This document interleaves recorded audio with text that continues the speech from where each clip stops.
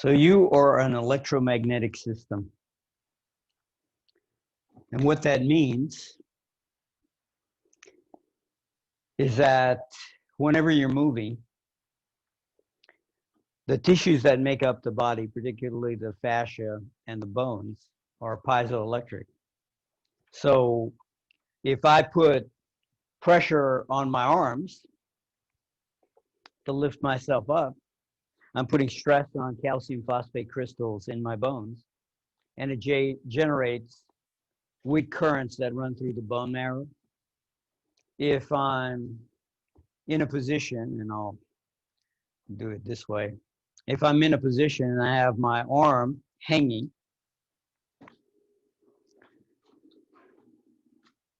so the weight of my leg is pulling on my arm, all the piezoelectric structures in that arm are stressed, and so I get microcurrents running through that arm. So if I rotate my arm out and then bring it back, rotating out and release, what happens as I'm doing that is I'm putting stress on all these piezoelectric structures, the bones, the fascia, so on. Likewise, that happens with my leg. Well, how could I increase it in my arm? Rotate out, use the hand to pull that arm back, use the arm, so I'm using my shoulder blade, use the leg to pull it back. How could I increase from there?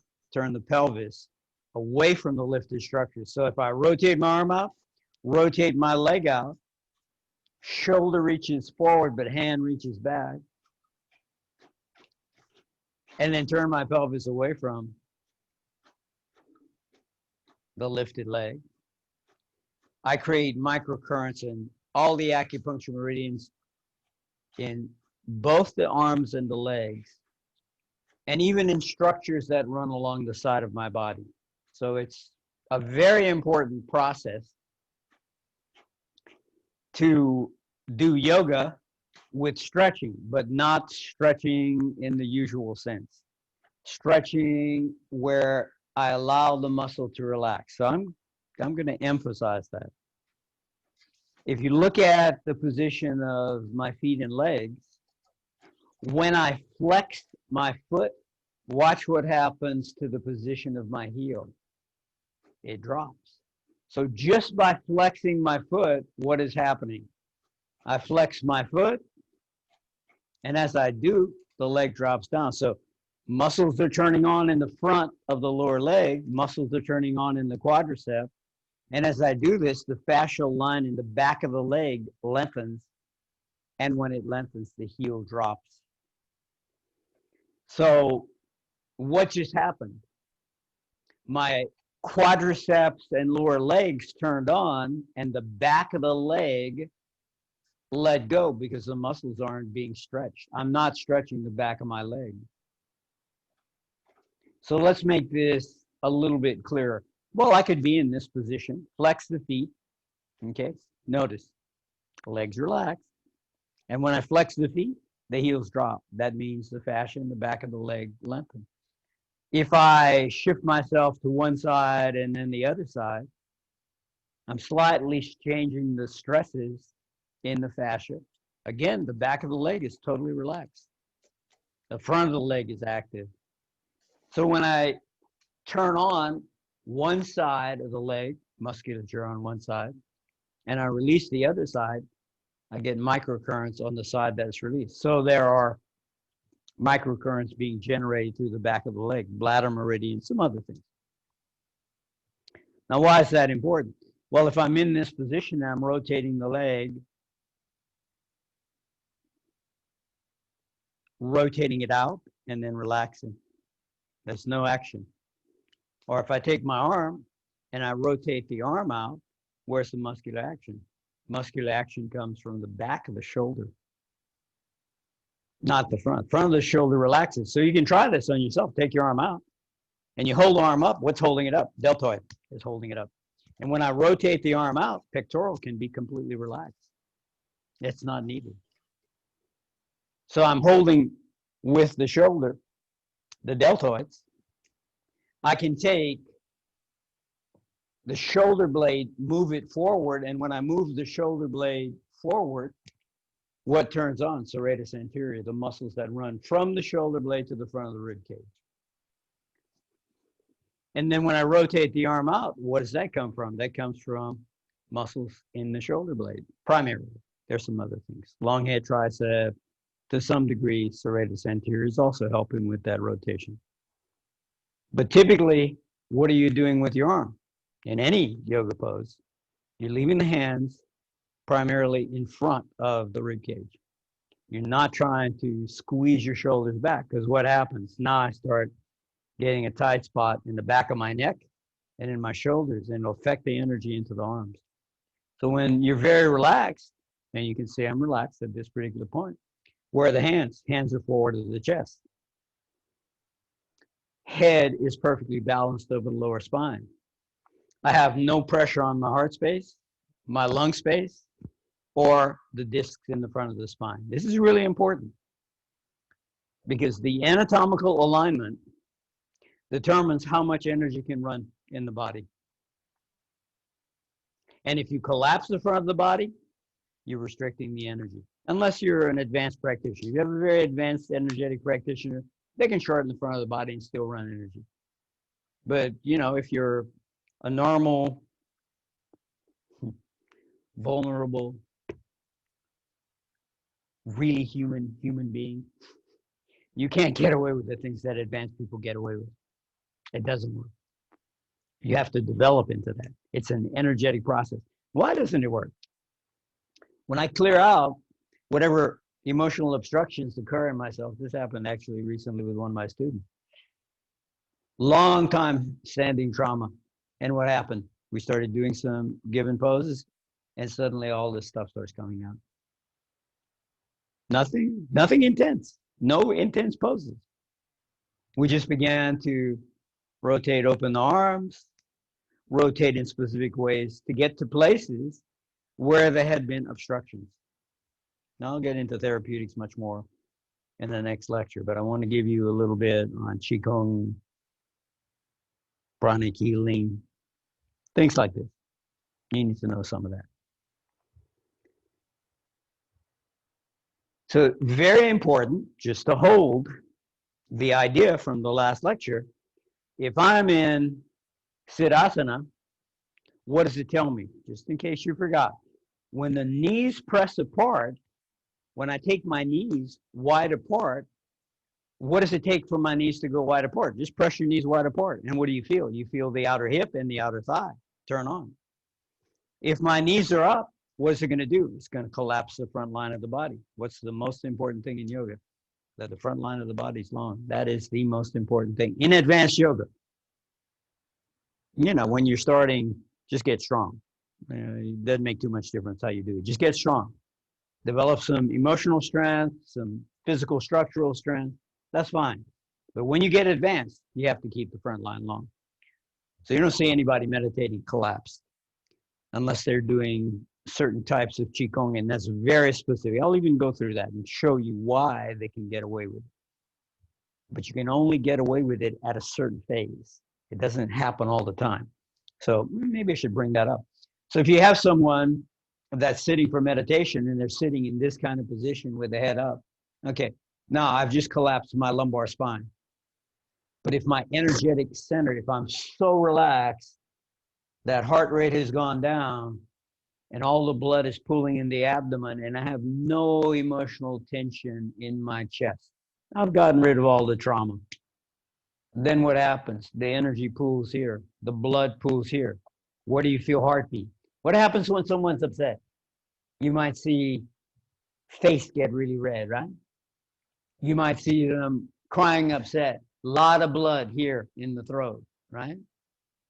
You might see a lot of action in the upper body. But when they become calm, they don't get upset.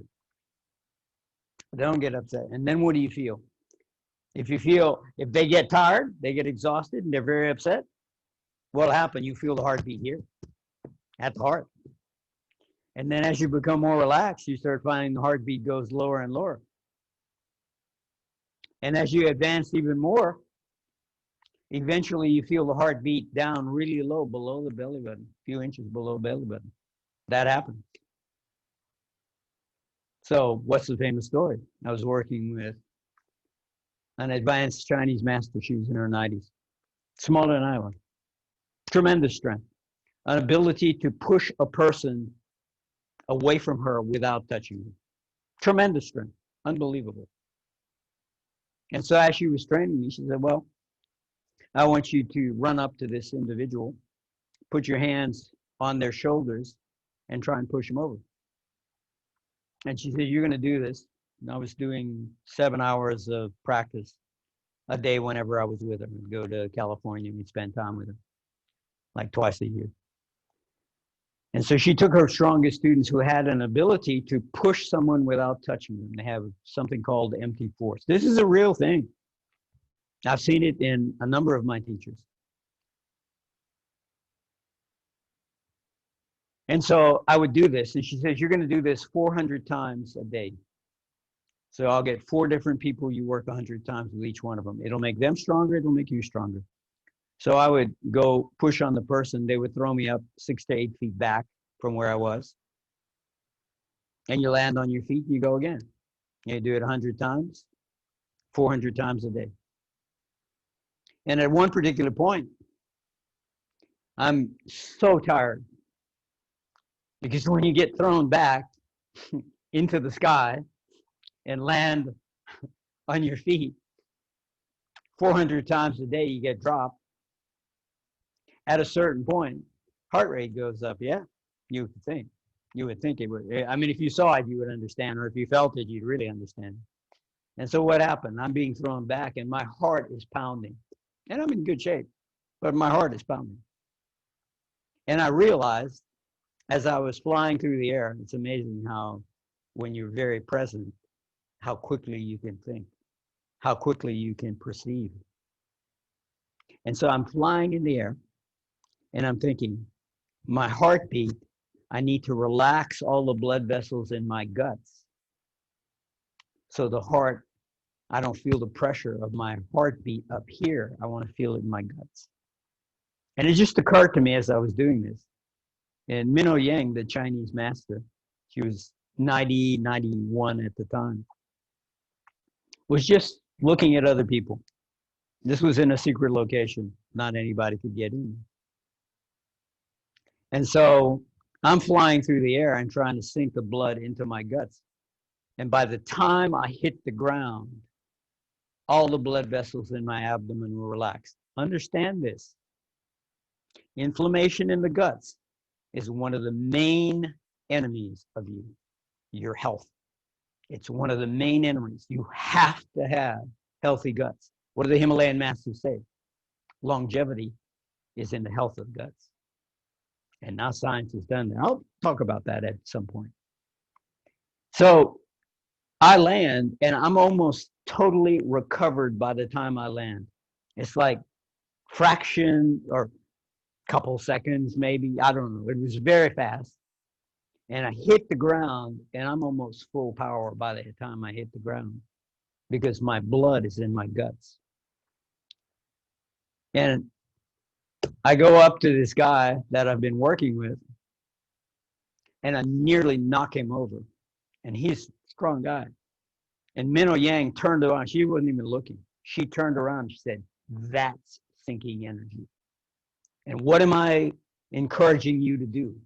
You want to sink energy. You want to sink your energy. You don't want your energy in your head. You don't want your energy in your heart.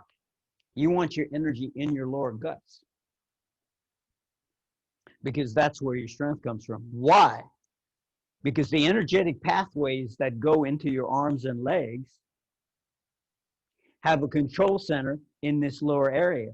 And if I want to get to the main entrance to all these energetic channels in my body, I have to increase the energy in my guts. And so what happens when the energy gets into the guts? If someone has a lot of activity in their face, you would say they're psychotic. If they have it in their heart space, you'd say, oh, they have grief or anger. By the time you get to this area, you're very calm, very calm. And what is necessary to advance in meditation? You have to be calm. Why do thoughts become very active? Meditation is part of what we're doing in this little short course. How do you get the mind quiet? Not by thinking, not by thinking specific things. The mind becomes quiet when the heart is at peace. And the heart is at peace when the blood vessels are totally relaxed in the belly. So how would a Himalayan master teach you pranayama? I'm going to go into Qigong. You have to be a little patient with me because this is like, I'm like a yoga energetic Wikipedia. And you have to connect all the different pieces. If I tell you one complete story about one aspect of energetics and I keep them all separate, you won't know how to link them. So I'm going to make you work. I'm going to link them together while I'm talking to you. And you say, I'm not understanding. This is too complex. No, your subconscious will get it. That will happen. I'm growing you. You're a beautiful seed, beautiful plant. And I know how to grow you. And just because you don't necessarily understand what I'm doing doesn't mean I shouldn't do it. You may not approve of it, but I've done this a long time, okay? So I know what I'm doing. So relax. Everything will be fine. It'll be a little confusing, but it'll work out. All right? I mean, what happens when you're cooking food? You put all the different spices in at different times. And by the time it's all cooked and put together, delicious, right? And you say, how'd you do that? How'd you know to do this much? Because I've been cooking a long time. I've been cooking students a long, long time. And so it's going to work out. You'll be, I don't know, it sounds weird, okay? You'll be delicious, okay, by the time we get finished. It's going to take a little time. It takes a little time for it to all come together, but it will. So I nearly knocked this guy over. Just a few seconds from being exhausted, heart rate beating where it was uncomfortable. And a few seconds later, I'm way stronger than he is. And Minho Yang looks at it, it's like, that's thinking energy. And she didn't have to necessarily look. She knew that there was no way I could move this particular very advanced practitioner unless I had done that. So what's the first thing that becomes necessary? You have to get quiet in your heart. If you want the mind to get quiet, the heart has to get quiet first. If I'm at peace emotionally, then the thoughts won't be turbulent. But if I'm not at peace, then the thoughts will be turbulent. The activation of thoughts, and you're going to have to accept this, the activation of thoughts comes from disturbances in your energetic emotional heart. That's where it comes from. And so over the heart is very beautiful. Deep under the clouds, the emotional clouds of the heart, the weather is always beautiful. That's where source is. The source is there. The source of your life. That gorgeous light of which everything is made. That's where it is. It's deep inside your heart. And the door to that is never closed, or you wouldn't even be alive. So if I can manage to, with courage, penetrate below the clouds of emotion, then the weather's beautiful. It's the most beautiful place. And at first you think, so much beauty inside my heart. And then you realize that you are inside of that beauty, that it is encompassing the you think you are. It's encompassing that. So you think it's inside of you.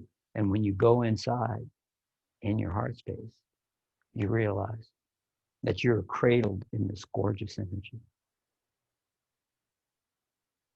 that your life is taken from that great being beyond your conception. And no conception can encompass that. You have to experience it.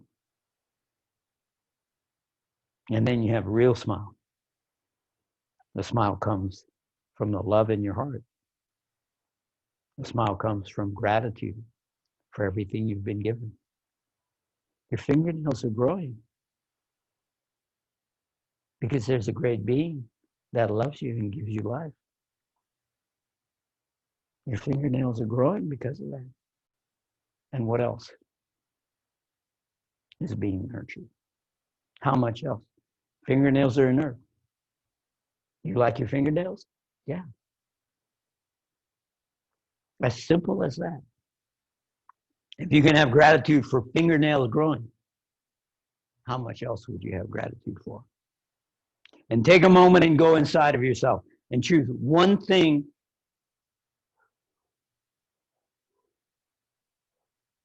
that you're sincerely grateful for. Who do you love the most? If you have children, how about the eyes of your children? That you're grateful for the beautiful eyes of your children. Or all of you guys out there that I get to come and share the purest part of my heart so you can carry yoga into the future. I won't be here. You'll be here. You're the future. Why are you doing this? Not for a certificate. Yeah, certificate's wonderful. It's beautiful. This is a great course. What will it do for you? It'll give you an opportunity to share from your heart, and it will grow you in ways you don't even expect. You can't even know. It'll open doors you don't even know exist. That will happen. Be very grateful for the people who share this with you. And then you share it with others. And it continues, however long the world will be. Wherever you show up. Even without saying a word, someone will notice. It's like, I was by that person, and for some reason I felt peaceful. That's what you get to bring into the world. A little more digression. How do you become wealthy? You know, that's not particularly my focus, but how do you become wealthy? People say, oh, I want to become wealthy. Well, first of all, you already are. And you say, I want to become more wealthy for whatever reason. Maybe you have enough food. Well, so you're going to need more to have more food. I want to get stronger. Okay, well, that's fine. Nothing wrong with that. You want to become wealthy. How do you become wealthy? You give something and you get something in return. I'll give you an example.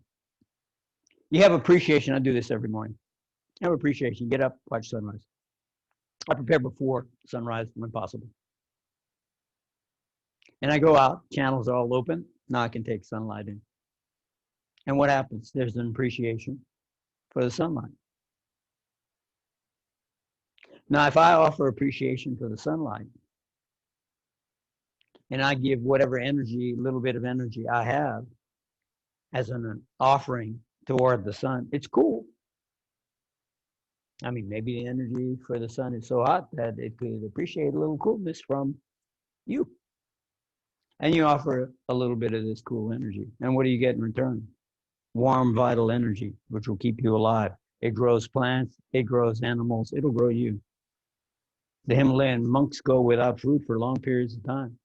And how do they do that? They'll walk all morning to get to a place where they can see sunrise. And they take that light in. At first, 10 seconds, when the sun's first coming up, it's not going to hurt your eyes. When the sun's high, don't look at it. You get cataracts. Don't do that. But you can adapt to take that light in. What do? Is there an exchange? If your hand is warm and somebody's hand is cold and you touch their hand, they will cool your hand and you will warm their hand. Is that an exchange? Yes. Everything is an exchange. Everything is. If I teach a class and I give you the best of what I have, will my world get better? Yeah, because you're going to go out and teach other people. And it'll improve the state of the world. And it will help every child. And just because someone's old doesn't mean they're not a child. We're all growing. Know that. Have deep respect for those who are older than you, but also recognize that you can contribute to the state of the world. Share with each other. What's the problem in the world? You got to communicate. And if you try and repress certain information, then the communication's not good. And people get afraid and other things happen. I won't go into it any further than that. So the main thing is, if I'm going to teach, it's giving something, right? If you want to become wealthy in whatever way you want to become wealthy, you have to give something. You have to give something to grow food. Maybe you only give money and someone gives you some food. And what do? Offer appreciation for every person in the whole chain of growing the food, transporting the food, processing, in some cases, the food. I don't like processed food. Whoever cooked the food, appreciation for that. The exchange is always appreciation. The exchange is always gratitude. How do you become wealthy? You offer service, open-hearted, not looking for anything in return. And if you do that, everything will come to you. Whatever you need. Whatever you need will come to you. Relax. Everything's fine. Know that. And in the place you are, wherever you are, under any conditions,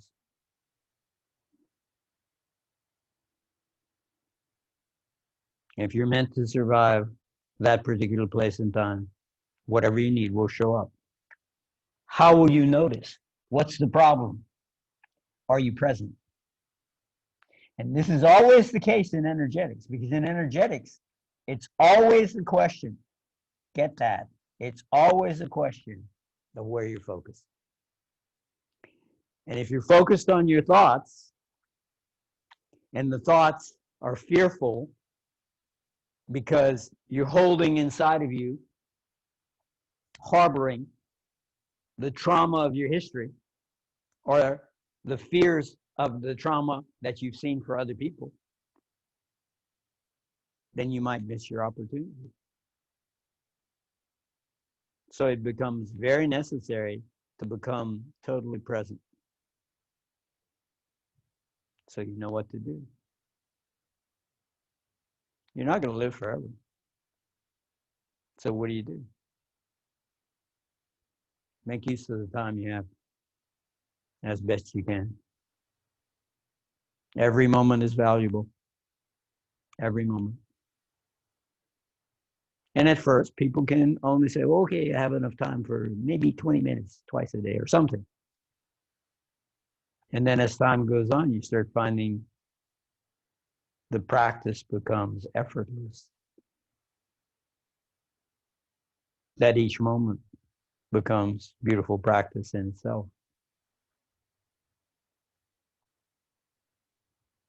Swami Vidyadishananda. You can look at the Hansa Veda's website. I'll put it in the chat a little bit later. But he has a lecture. It's new. I think it's in free content, but it's under Hans of Vedas. Maybe we should do it right now. It's under Hans of Vedas. Let me put that down. And then I'll look at some questions too.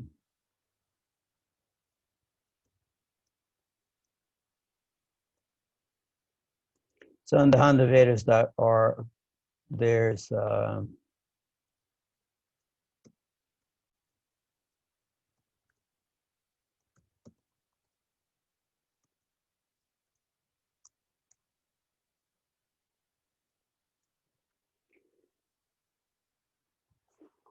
that's worth subscribing to, the Hans of Vedas website. So let's see, close that.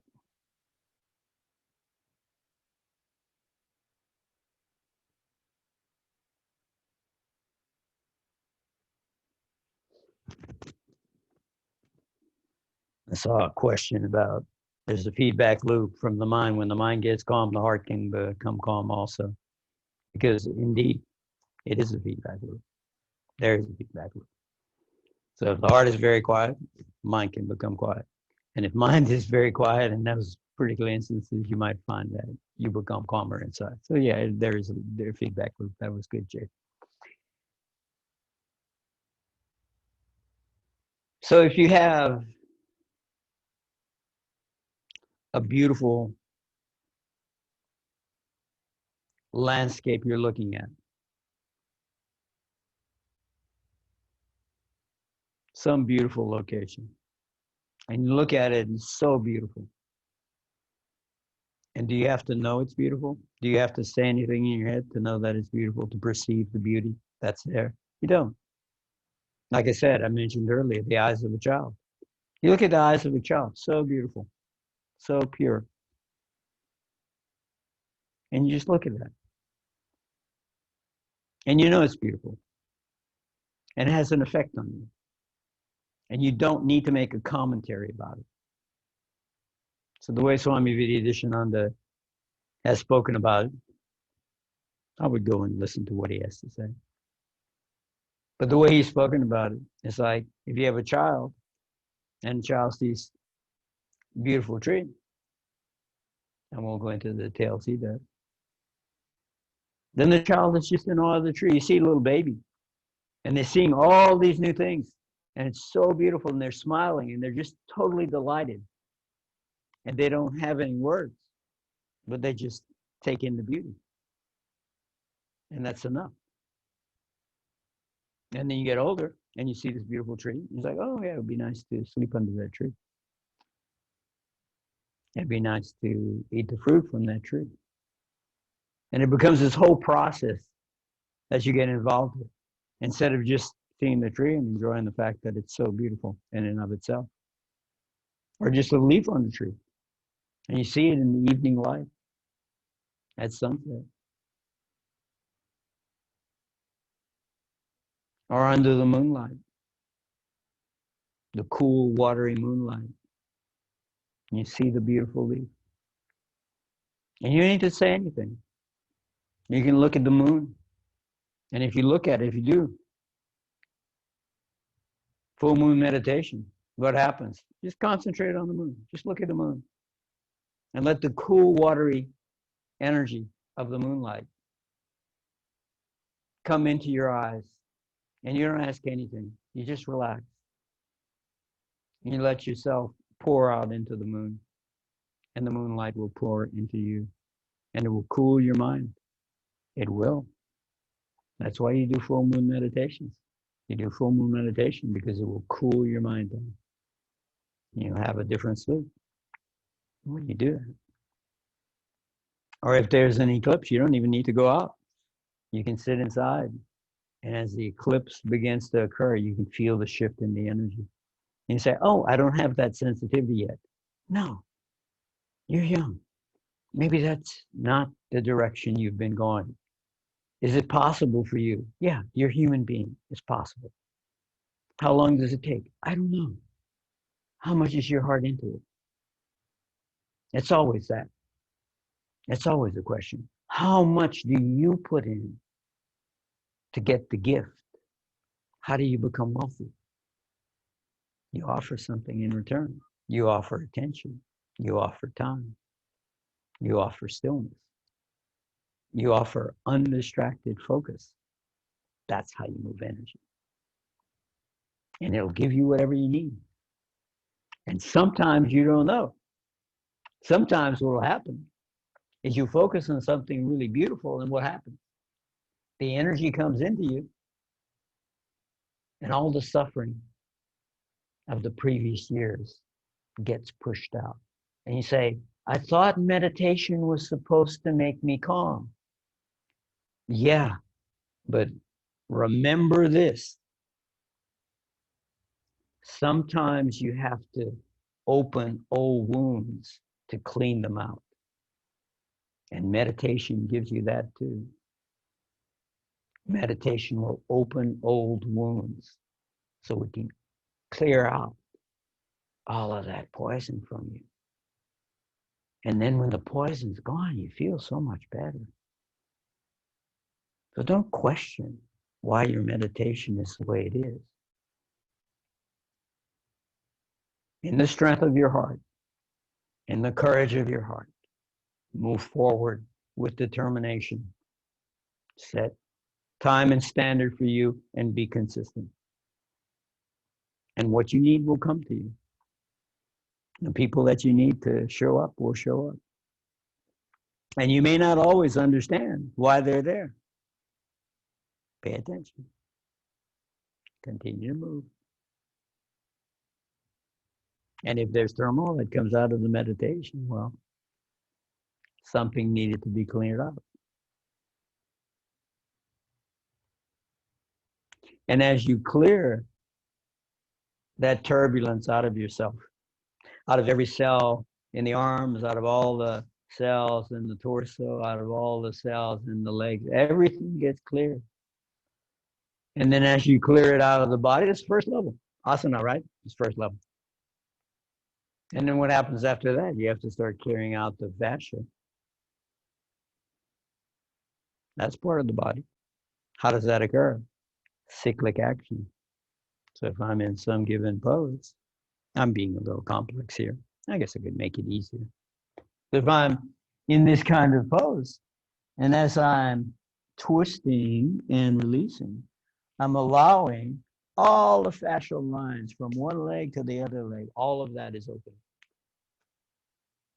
And then the acupuncture meridians will sing with energy. And then instead of the energy being obstructed by the emotional turmoil of your history, you clear out the emotional turmoil. Is it comfortable? No, not always. It's uncomfortable to clear some of it out, but it needs to be done. So that's why sometimes you need stronger class, but it's always cyclic, right? We talked about that. If I have 3 lines of fascia, see if we can put it in place where you can see. 3 lines of fascia, middle finger is longer, little finger is smaller, and I twist. The shortest one comes apart first. At a microscopic level, the fascia will unwind. So I can do a simple exhale, twisting into a given pose, inhale, return. And as I lengthen my spine, press my knees apart, now the abdomen just got longer and the twist got deeper. Exhale, draw belly in toward the spine, use the arms to lengthen even more. And one phase of the breath, and it can be a long breath. One phase of the breath, perhaps exhaling, twisting. Inhaling, returning to center. Look, if I just use my arms, okay, I got this much twist. But if I press my legs apart, I get a little more. So the arms and legs are both involved in yoga. Understand that. You're not just hanging out. There's no hanging out in yoga.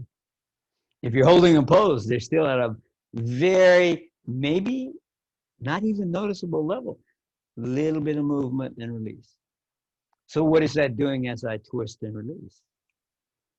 I'm putting stress on the fascial lines. And what does that do? It generates microcurrents that go through the acupuncture meridians. So if you want to experience energy, the first thing you have to do is become so involved and flowing, and the flow becomes slower and slower. In classes, obviously, we're going to do it in a very obvious way, because we don't want people don't have a 1 minute breath. Okay. They don't have a one breath every 4 or 5 minutes like Himalayan masters. Okay? So you can't teach it that way. So what do you do? Okay, exhale, inhale, relax. Exhale, inhale, relax. You cycle it. It's all a cycle because you're an electrical generator. So you do movement with the breath. Yoga Vinyasa Krama of Himalayas. You look at the work of Ramaswamy. Move with the breath. You can feel it, right? If you exhale right now and reach through your arms, and then inhale and take the arms up, and then reach through the arms and take the arms down. And where are the arms? Forward of the chest. I'm not trying to take my hands all the way back. I'm trying to reach the arms out.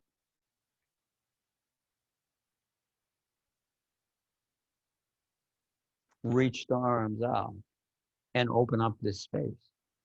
And then as I'm inhaling, and I take the arms up, and I can go up whatever amount you want without affecting the neck, and then exhale and relax. And you do it very, very slowly. Inhaling, slow inhale from the abdomen. And as you exhale, relaxing down. And it starts looking like something like Tai Chi. So you inhale, exhale, inhale, exhale. Okay, all of this movement is going on. Why does that work?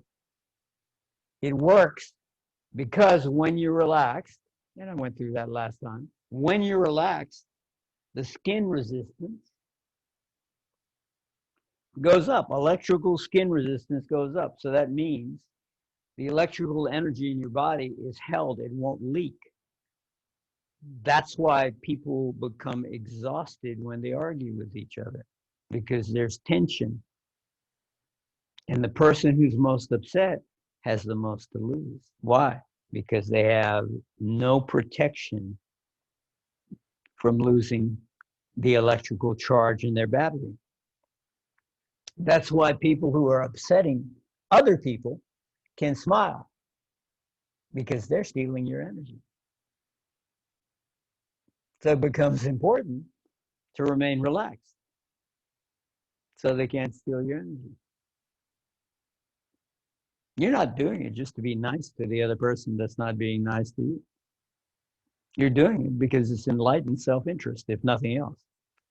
And at a certain point, you start realizing that, yeah, if I'm hold a standard of being kind to people, look, some people are difficult. And someone needs to take a stand when they're being difficult. And it's okay for you to take a stand. Nothing wrong with it. Because otherwise they may not learn. So it doesn't mean you're unkind, but you have to give honest feedback. And honest feedback sometimes comes with difficult communication.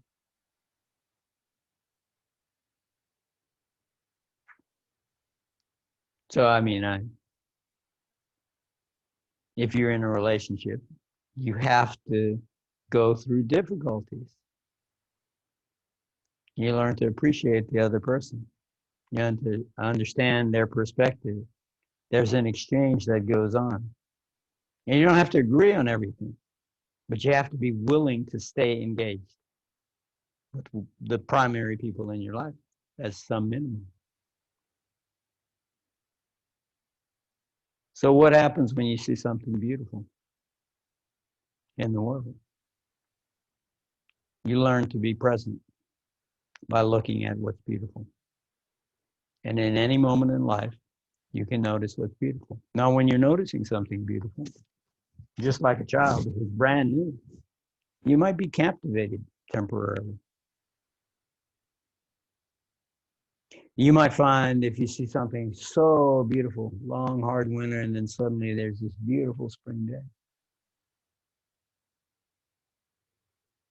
And you look out, maybe even close your eyes, and you just feel that moment where the breeze is so nice. The feel of the energy is so nice. And you're just frozen in a moment in time. And that's what happens in deep meditation. But it doesn't always happen because sometimes we have to open old wounds to clean them out. But what do? Show up in the same place, try again, and at a certain time,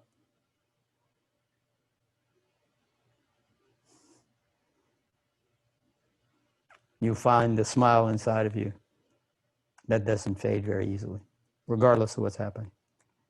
You find that. I'm here to tell you that does exist. And it's not for any reason. It's just because you're present in the moment. You let the mind, the consciousness, focus on the beauty of the moment, whether it's sight or sound or the feel of the energy. You merge into the moment. What would great Himalayan masters say? I have no thoughts unless I'm speaking to someone. Why? Complete repose inside of self. Not carrying the commentary on the moment before. Not projecting into the future. Because the people who drive, who are the best drivers, are the best snow skiers or snowboarders or whatever people do, bike riders, whatever they do, are the ones who are just undergoing pure response in the moment. You say, oh, I got into the zone. An artist painting might do that.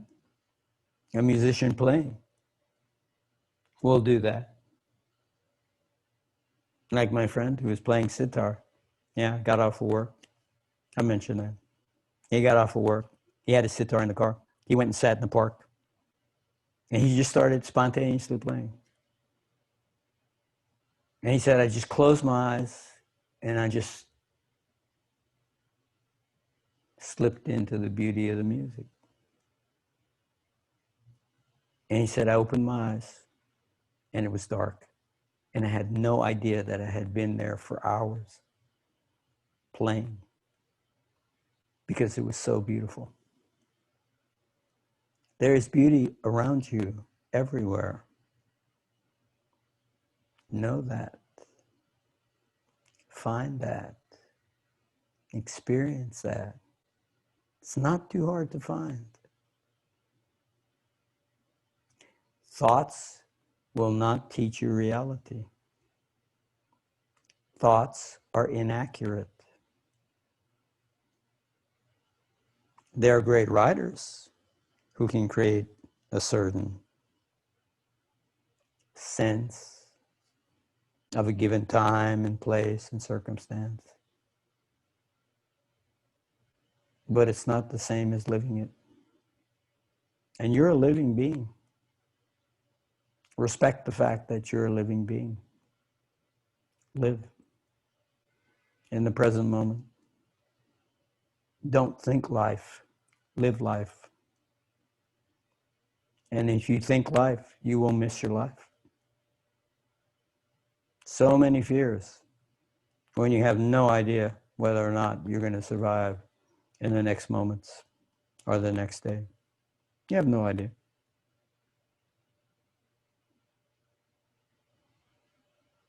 And so you become very quiet.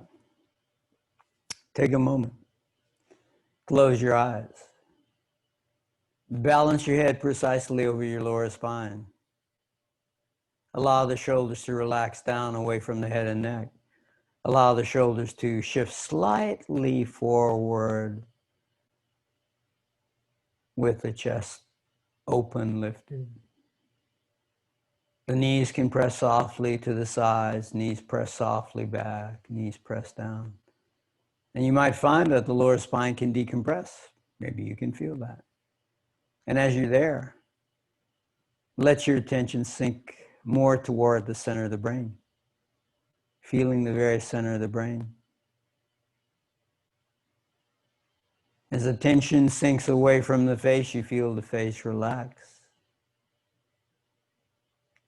As the tension sinks into the base of the skull, and you feel the base of the skull, can you position your body so there's no discomfort anywhere? And when some area won't relent and relax, you just have to accept it. Look for the places where you can relax. So if I relax my shoulders apart, position where you can easily relax shoulders apart, become interested in relaxing shoulders apart. This will be a self-teaching method rather than just a given technique. The shoulders float apart. And as the shoulders float apart, imagine the elbows sink toward the floor without disturbing the shoulders. And you can lift the head and chest, lift the chin, so the face becomes more alive. And what you do is you take one little piece of the body and create a sense of relaxation. And then you can focus on that sense of relaxation anywhere you like and take a breath. And when you focus on that place of profound relaxation and you take a breath, more energy comes into you. That's advanced pranayama. That's the basis of it for any technique. I want you to have a deep understanding of what will make a pranayama pranayama. You can get the instructions. A lot of places you can get the instructions. The best place to get it is the Hansa Veda's website because it's the most accurate that I've found. And I've looked at a lot of stuff. But if you go into this profound state of relaxation, and then you choose a place that's maybe not too disturbed, but maybe not totally relaxed, and you say, what can I do to relax that area? And if you can't quite figure it out, choose something easier. And you take a breath, and you feel very relaxed. Now, why wouldn't you stay there? If you start feeling really wonderful, why wouldn't you stay there? So the motivation is to become so present in very tiny ways that that presence in the moment draws you into the next beautiful moment. And it draws you deeper and deeper and deeper so that your experience converges into this gorgeous place. And is it worth the time? Yeah. And you say, oh, too much on my mind. Okay, that's fine. Don't focus on your mind. Focus on the feel of a finger or your forehead or your ear. You can even rub your arm and see what that feels like. And become involved in feeling that space. Nothing else. And as you feel that space, if I rub my arm, do that. Rub your arm, either arm, anywhere. And when you take your hand away, you feel the after effect of having done that. Do you touch things all day long? Yeah, you do. That means you could use this anytime. All day long. Until everything becomes this gorgeous experience of sensitivity. And people say, why are you smiling? circumstances are difficult. Why are you smiling? And they have different people in the world, right? And they have different perspectives. So I had a good friend, very good friend. Gorgeous smile. He did such good meditation. And one day he was in New York City and he was sitting in a car on a one-way street. And he's all the way on one side. And there's a guy all the way on the other side standing on the corner. And he was just there smiling because that's how he was. And the guy ran across the street, across traffic, and started beating on his window, saying, "You have no right to be that happy." Look at the difference in experience. What you bring into the world becomes the world you have. And did he stop smiling? No, he didn't.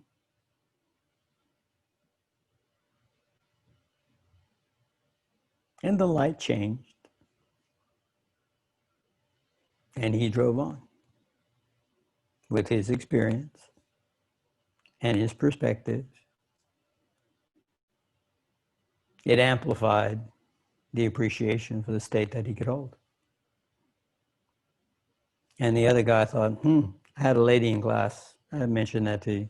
She said, she was very smiling, very happy person. And she said, I have a dog that's so happy. It's always happy. So I decided to be like my dog. So she says, now I go around like I'm a dog and I'm always happy. And people are like, why are you happy? Like, because I'm trying to be like my dog. She actually did that. So you have some choices. All right. I'll be a little linear for a moment.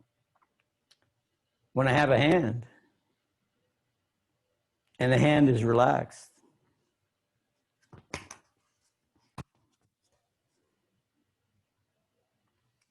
that's what the hand looks like when it's relaxed.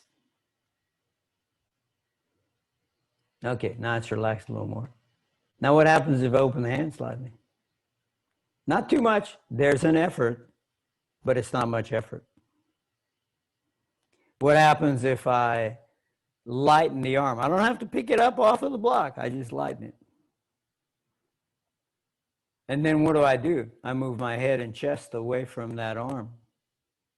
So now face is relaxed, stretching from my chest into my elbow and upper arm. And I can feel the stretch into my forearm, and I'm slightly opening the hand.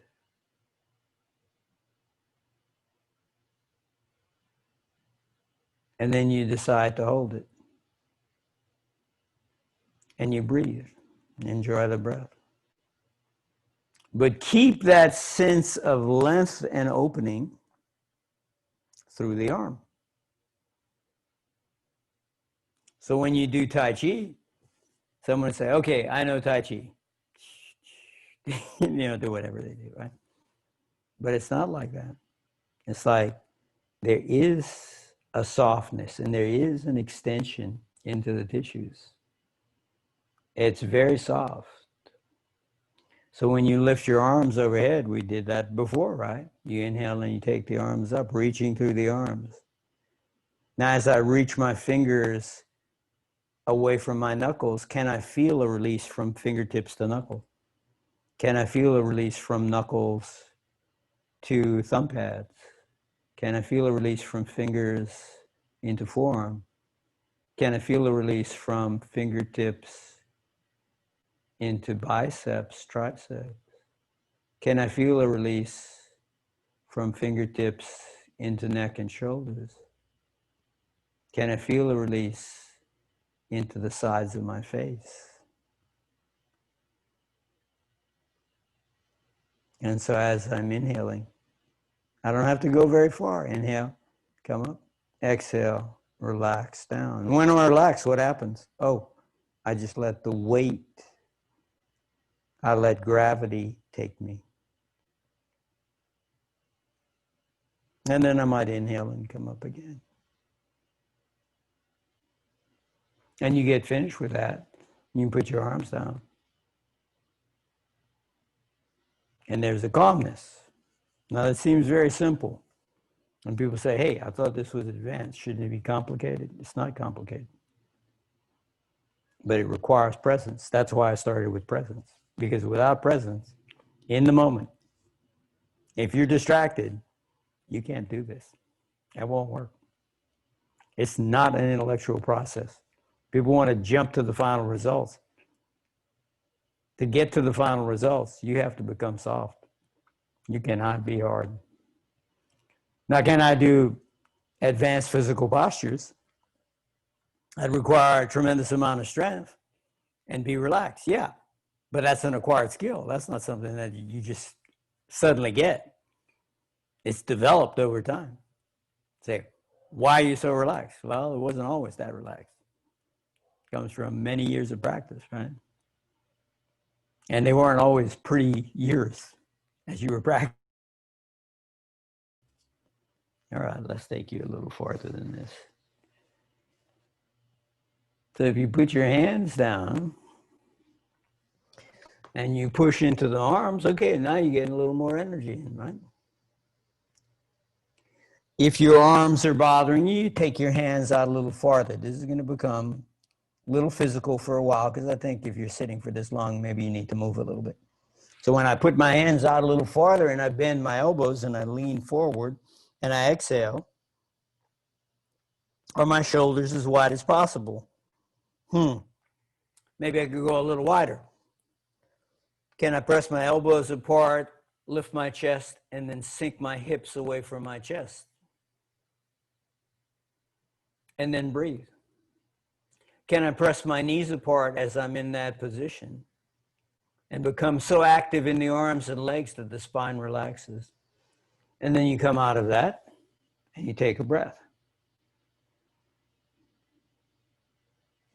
So there was someone, lovely person, that was working,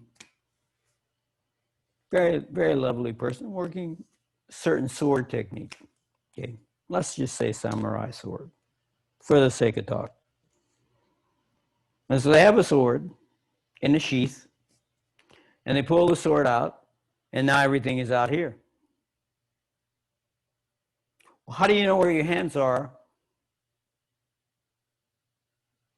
relative to each other? If I squeeze my arms back, I will mute some of my perception because I'm tightening my neck. So where do the arms go? The arms may come out, but what do? Look what that looks like, where I'm here, trying to be ferocious, squeezing my shoulder blades together, lifting my chest. Now watch, look at me. What happens if I come here? I'm more relaxed. My head and neck are relaxed. My elbows are shifting a little forward. My elbows are shifting out to the side. So instead of just being out here, watch. See what it looks like? You don't have to think about anything. Just watch. And as I open, now my energy is in both arms and in my chest and in my spine. And my head is relaxed. So if I come out here, holding this out, I'm very relaxed. I can respond in any moment. And if I do something like take two fingers into that space, I know exactly where that opening is. So if I was trying to take a sword and put it back in a sheath without looking at it, what do I have to do? I have to make sure that I know the extent of each arm. So the elbows reach away. The chest opens and relaxes. I go to a place where I feel very open. And then I think about bringing everything together. So everything requires complete presence in all parts. For the energy to flow, you have to be globally present. And yes, you may be focusing on certain things. What happens when people do down dog? And I'll do an extreme version of it. So if I go into something like down dog,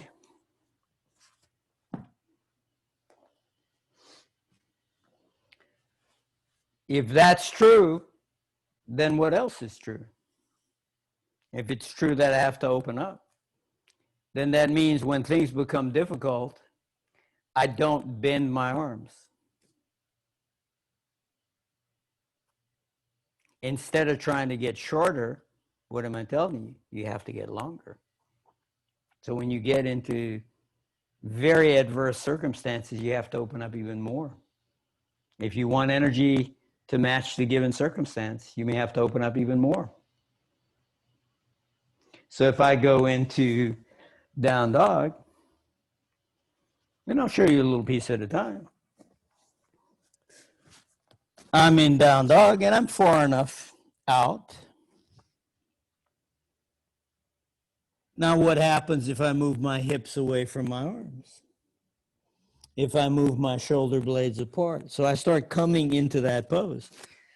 As I'm here and I let my feet slide back and my hands move forward, I don't shorten.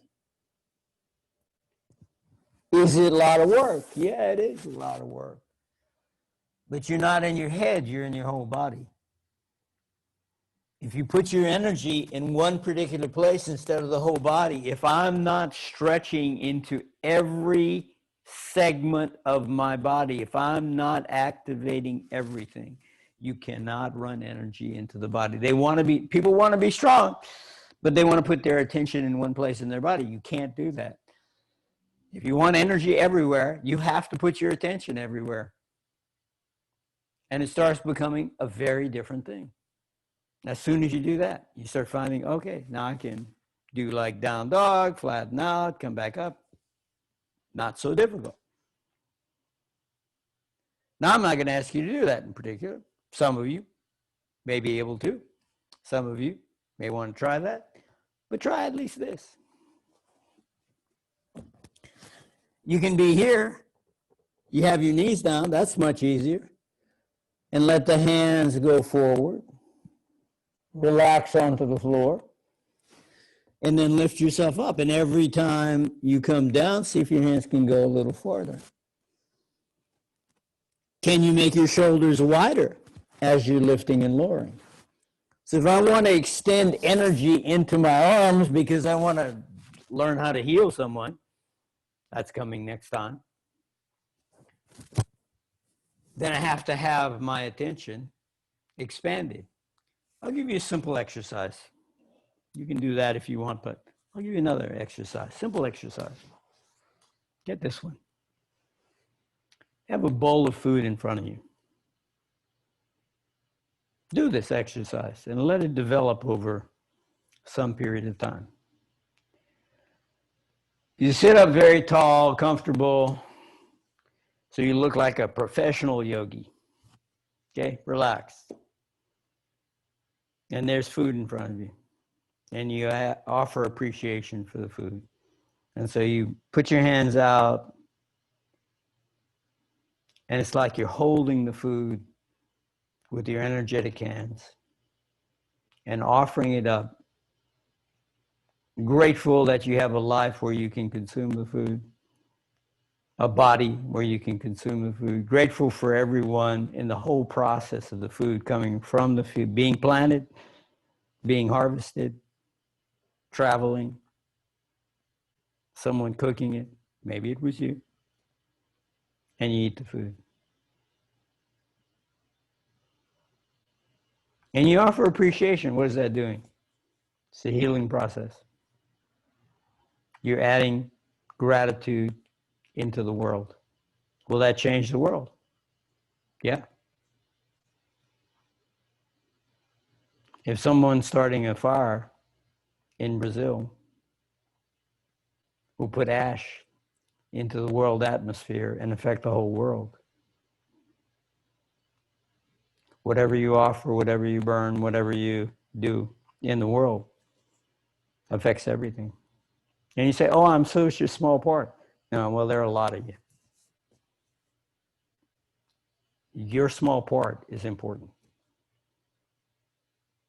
because there are people that know you and they love you and respect you.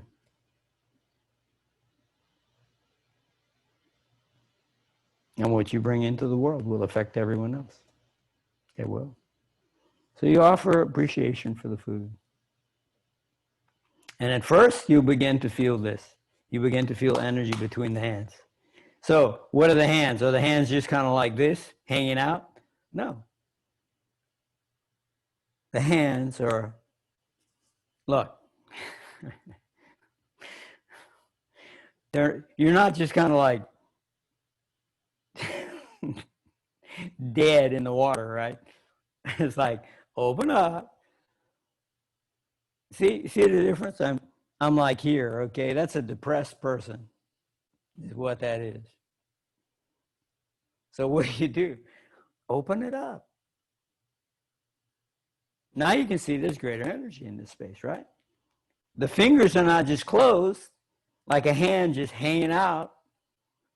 They're kind of open.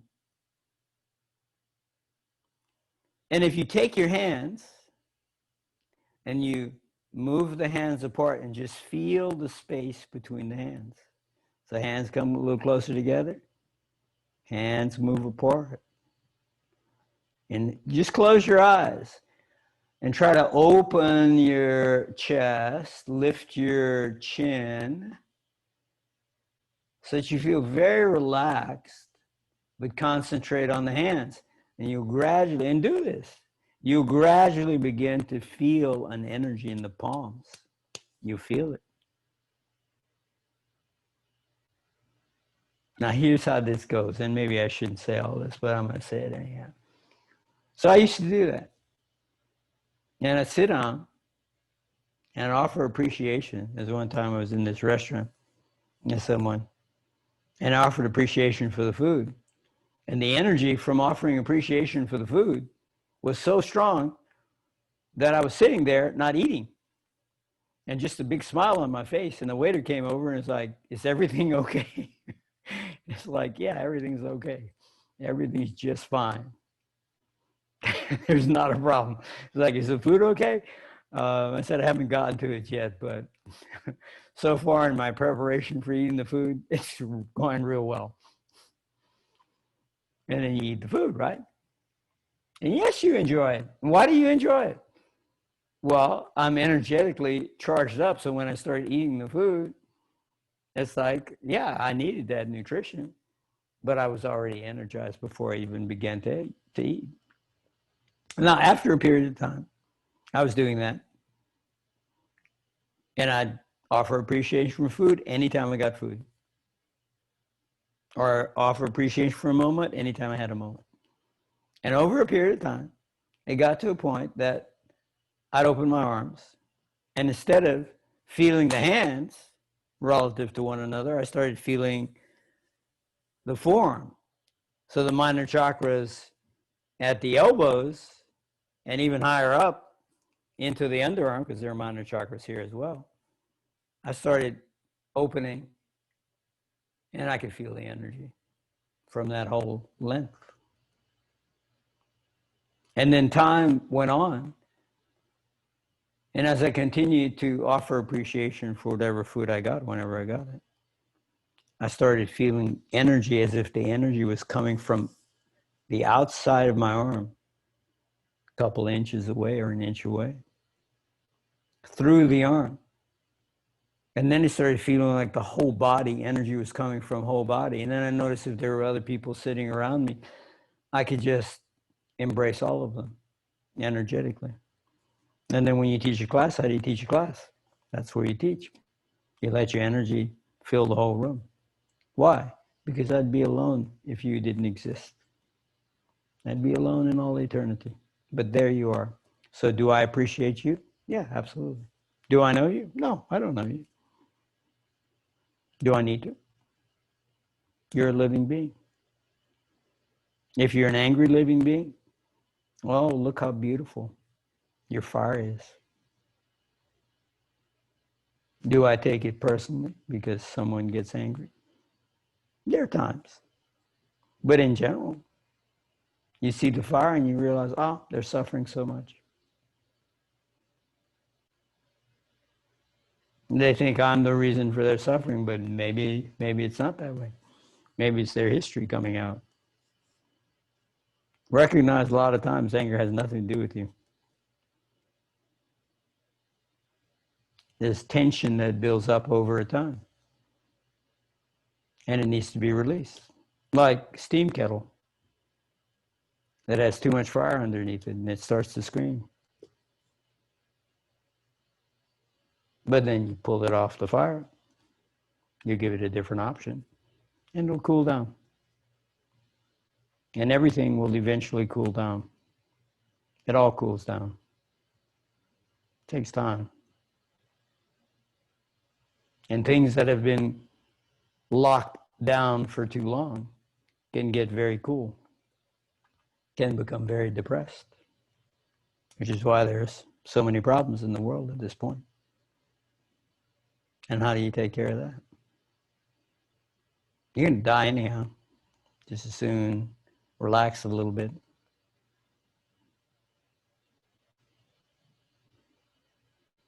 Your people are learning to be with themselves.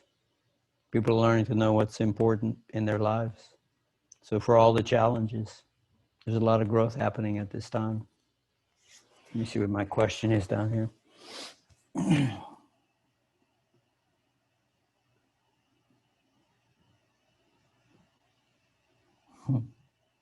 Hard hands, absolutely. It's really beautiful.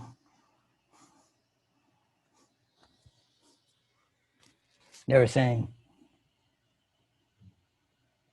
like Albina says, heart to hands. It's pretty cool. Hey, Albina, tell him that. Talk to him about it. Just a second. Well, I always say it, and I learned it actually from my teacher, one of my teachers, Anna Forrest, who always teaches that hands are extensions of your heart. And when you open your hands, in a way, your heart opens as well. Yeah. Beautiful. And when the heart is open, the arms become very strong. Very, very strong. And each center in the body has something, has a gift. But it all starts in the heart. It does. So now,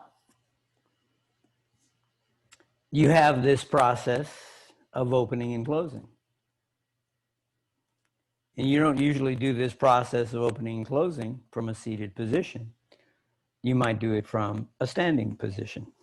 And so one way that I can do this, let's see what we're saying here.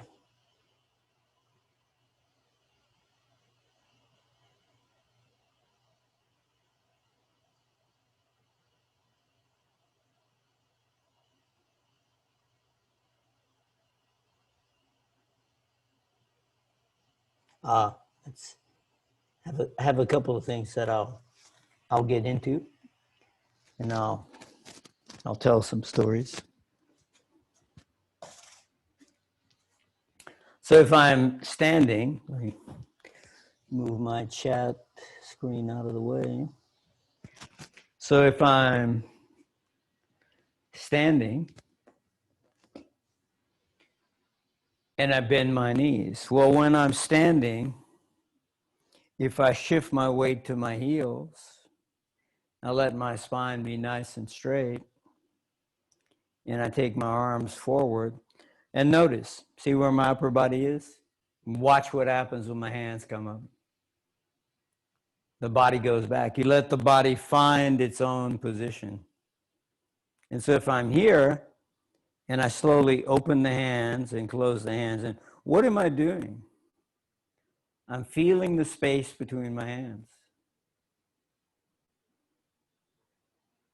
And if you get tired of standing, you can straighten the legs. But the idea is, can I relax into the bones of my thighs? Because when I relax into the bones of the thighs, there's a stress through the calcium phosphate crystals of the thighs, and it generates microcurrents, which burns the fat out of the bone marrow, so your red blood cells are more healthy.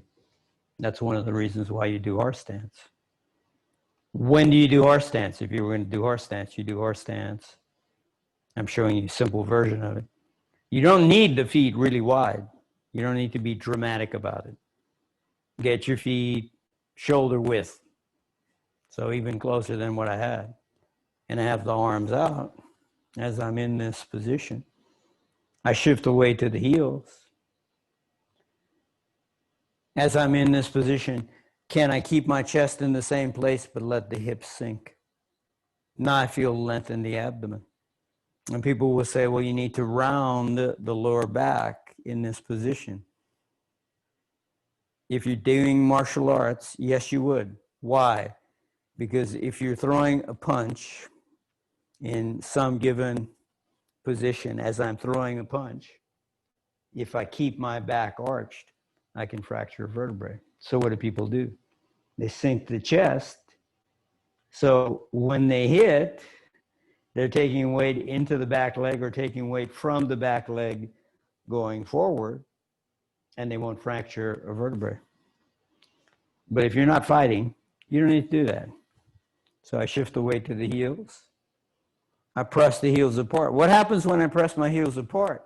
Psoas iliacus, let's go. Now I've lengthened the front of my spine. Now I can take my arms up. I can inhale, open the hands, exhale, bring the hands in. So I can just open and close. When is a good time to do this? After eating. Why? Because you'll burn the food much more effectively. So if I eat food and say, okay, I feel a little sluggish, well, go for a walk, or you can do some Qigong.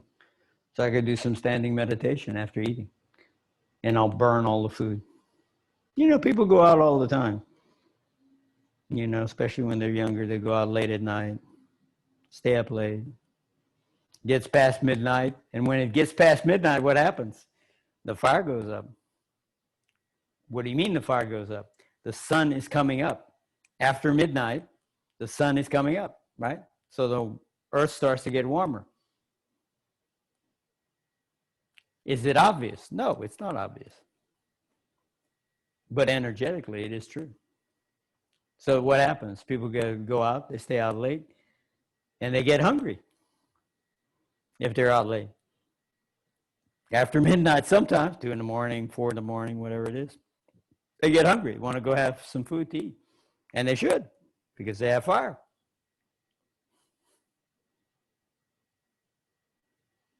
We'll talk about that cycle a little bit later. So if I eat food and I'm out too late and I've got this food and now I want to get some sleep, then what would you do first? Do some standing meditation. Very simple. Very, very simple. Weight shifts toward the heels. Heels can press softly apart. So I feel a little length. Pelvis sinking, chest lifting. And then I take the arms up slightly. Fingers extending out. And the fingers are very soft. I'm not spreading my fingers because I just leak energy from the energetic channels at the webbing of each finger. So what do? Open the hand and leave it just softly opened. And eventually, I've done this for a long time, eventually the fingers kind of line up. The thumbs are relaxed as you're in that position. Shift the weight to the heels. If you get too much into thinking, what happens? The anterior portions of the brain turn on and you shift your weight to your toes. So if you're in this position, closing eyes, and you're thinking, you will find your weight's on your toes, not your heels. And the idea is, can I relax back onto the heel? Can the elbows float away from the shoulders? Can the shoulders float apart? So the hands are not totally relaxed. There actually is some activation, and eventually the energy just holds you. You don't have to do anything. The energy will run and it'll hold you in the position. And sometimes you start feeling vibration because the energy is running through the arms and legs. And when you start feeling that particular vibration, what ends up happening at that point? People think they're getting tired. But if you just relax, not thinking about anything, not listening to music, not opening your eyes, not watching some podcast, close your eyes, not thinking about anything, just being present in the moment. And what will happen? You begin to get warm. You'll feel an activation of digestive system. It will activate. You won't like the idea of what happens at that particular point. You start burning the food. What happens? Some gas is released. Imagine that. It does happen. So if you're a human being and you've eaten food and you're doing standing meditation, you will pass gas. That will happen. And you say, I don't want anybody to know that that's happening. Well, I've been in Qigong classes with very, very advanced practitioners, the people that I was telling you about. And what happens? There's all this noise going on. Well, stay present. The good news, in some of the monasteries,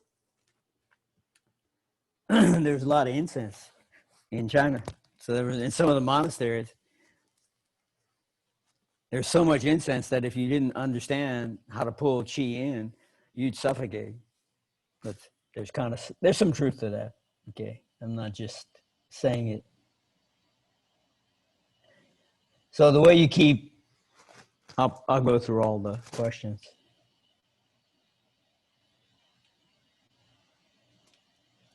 I'm going to have to do this a little bit slowly.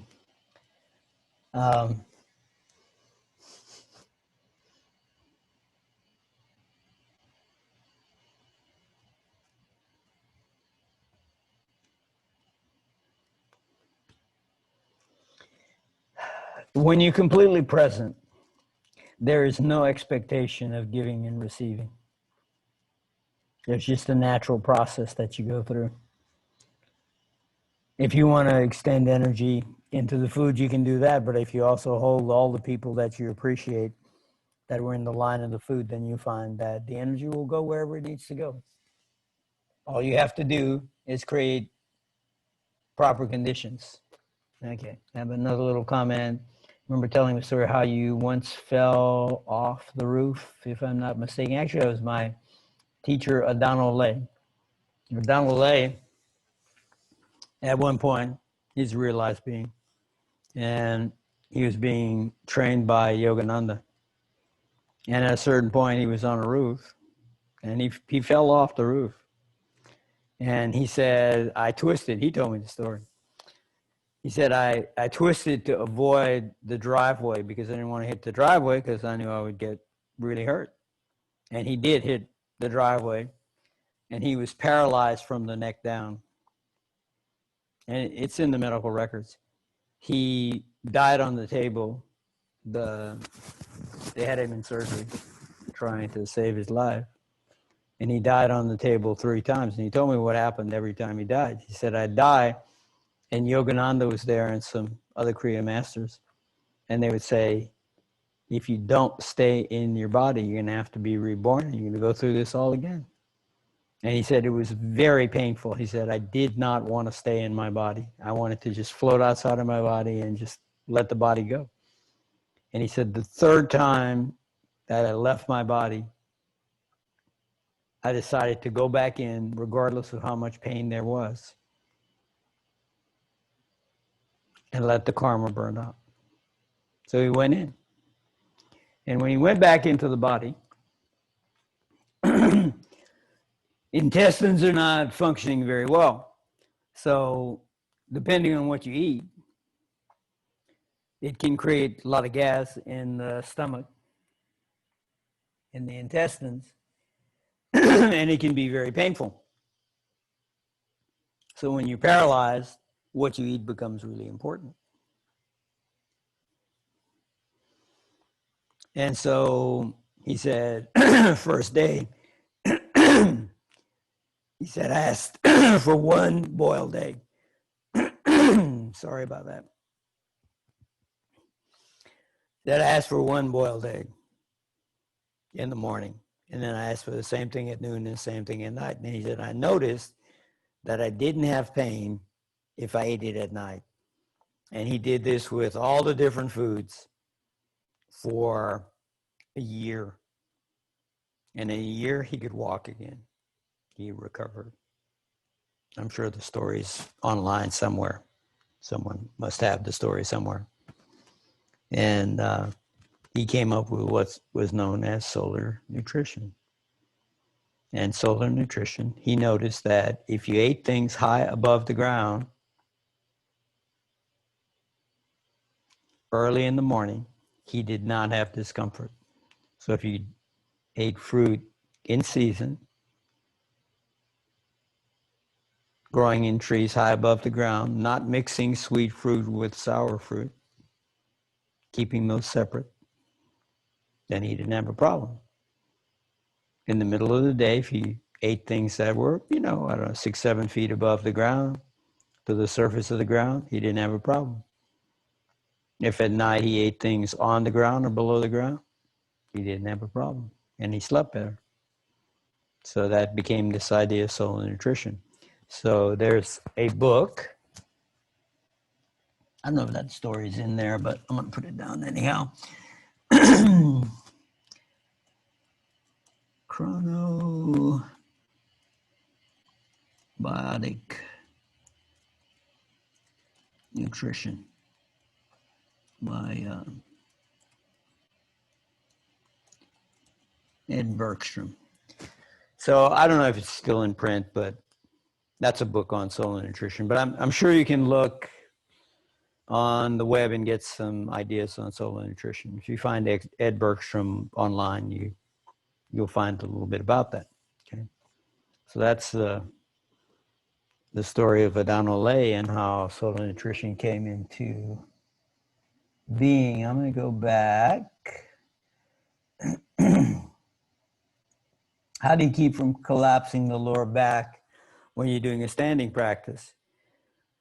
If the weight's on the heels and the heels press apart, you won't compress the lower back.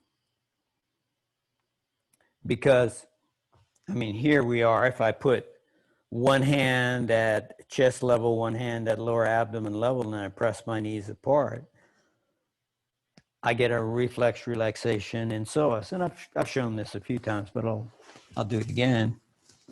If I'm sitting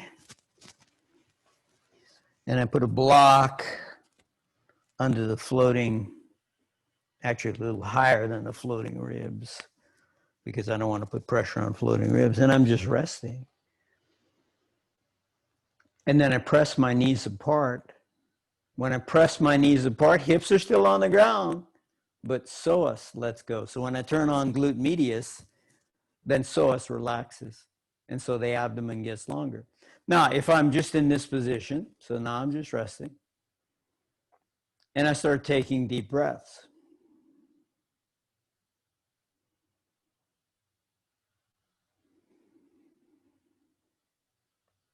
Every time I take a breath,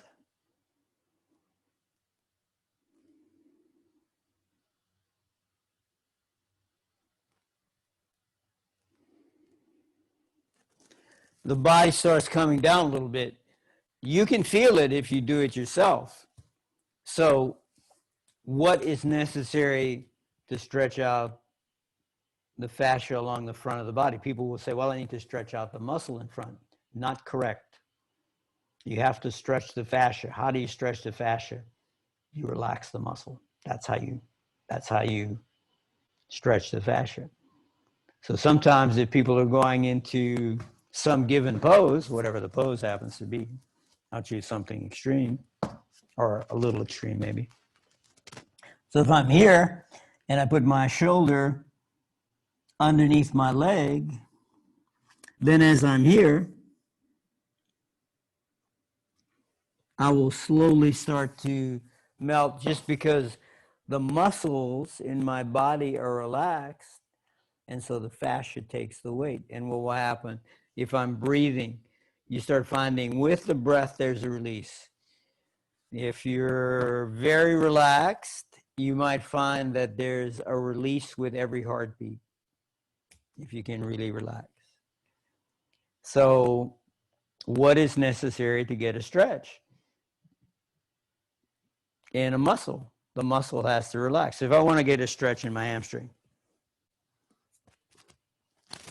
I made this example earlier, and I use it all the time, but if I'm holding this leg up, why is the leg up? Because I'm pulling with my arm. That's why the leg is up.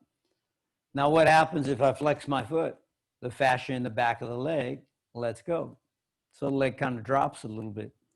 But if I reach my knee or my heel toward the ceiling, I'm not pulling anymore with my arm. If I just reach the heel up, now the quadricep turned on. Now, if I lengthen my spine, the quadricep will feel a little stronger. If I turn my pelvis away from the lifted leg and take the hand away and really try to lengthen my spine, maybe I press sit bones apart, then I really strongly feel it in the quadricep. So the strength in the quadricep comes from a release in the lower spine. The lower spine will let go when the quadricep is very active, when the lateral hips are very active. Glute medius, lateral hip, sit bones pressing apart. What does glute medius do? It takes the legs and presses legs apart and creates a slight inward rotation of the thigh. When that happens, psoas releases. So the front line of the body's longer. You want the front line of the body longer. You do. So when I'm here and I take that leg up, I guess we can do the other side. When I'm here and I take that leg up and I flex the foot and reach through the length of the leg, turn the pelvis away from the lifted leg and then take the hands away, the more I try and lengthen my spine and reach through my leg, I get a very strong contraction in the quadricep. So how long do I have to pull on my foot to strengthen my quadriceps? Because what's holding the leg up is the quadricep. How long do I have to pull on my foot to strengthen the quadricep? Forever. It'll never stop. If you don't strengthen the quadricep, you can't just stretch the hamstring and strengthen the quadricep. So there's always two actions. We did this earlier, and I'm going to go through it again, just very briefly. If I have a joint, uniform pressure over the joint, uniform pressure in the muscles on either side. That's why it's flat. If I shift to one side is very tight.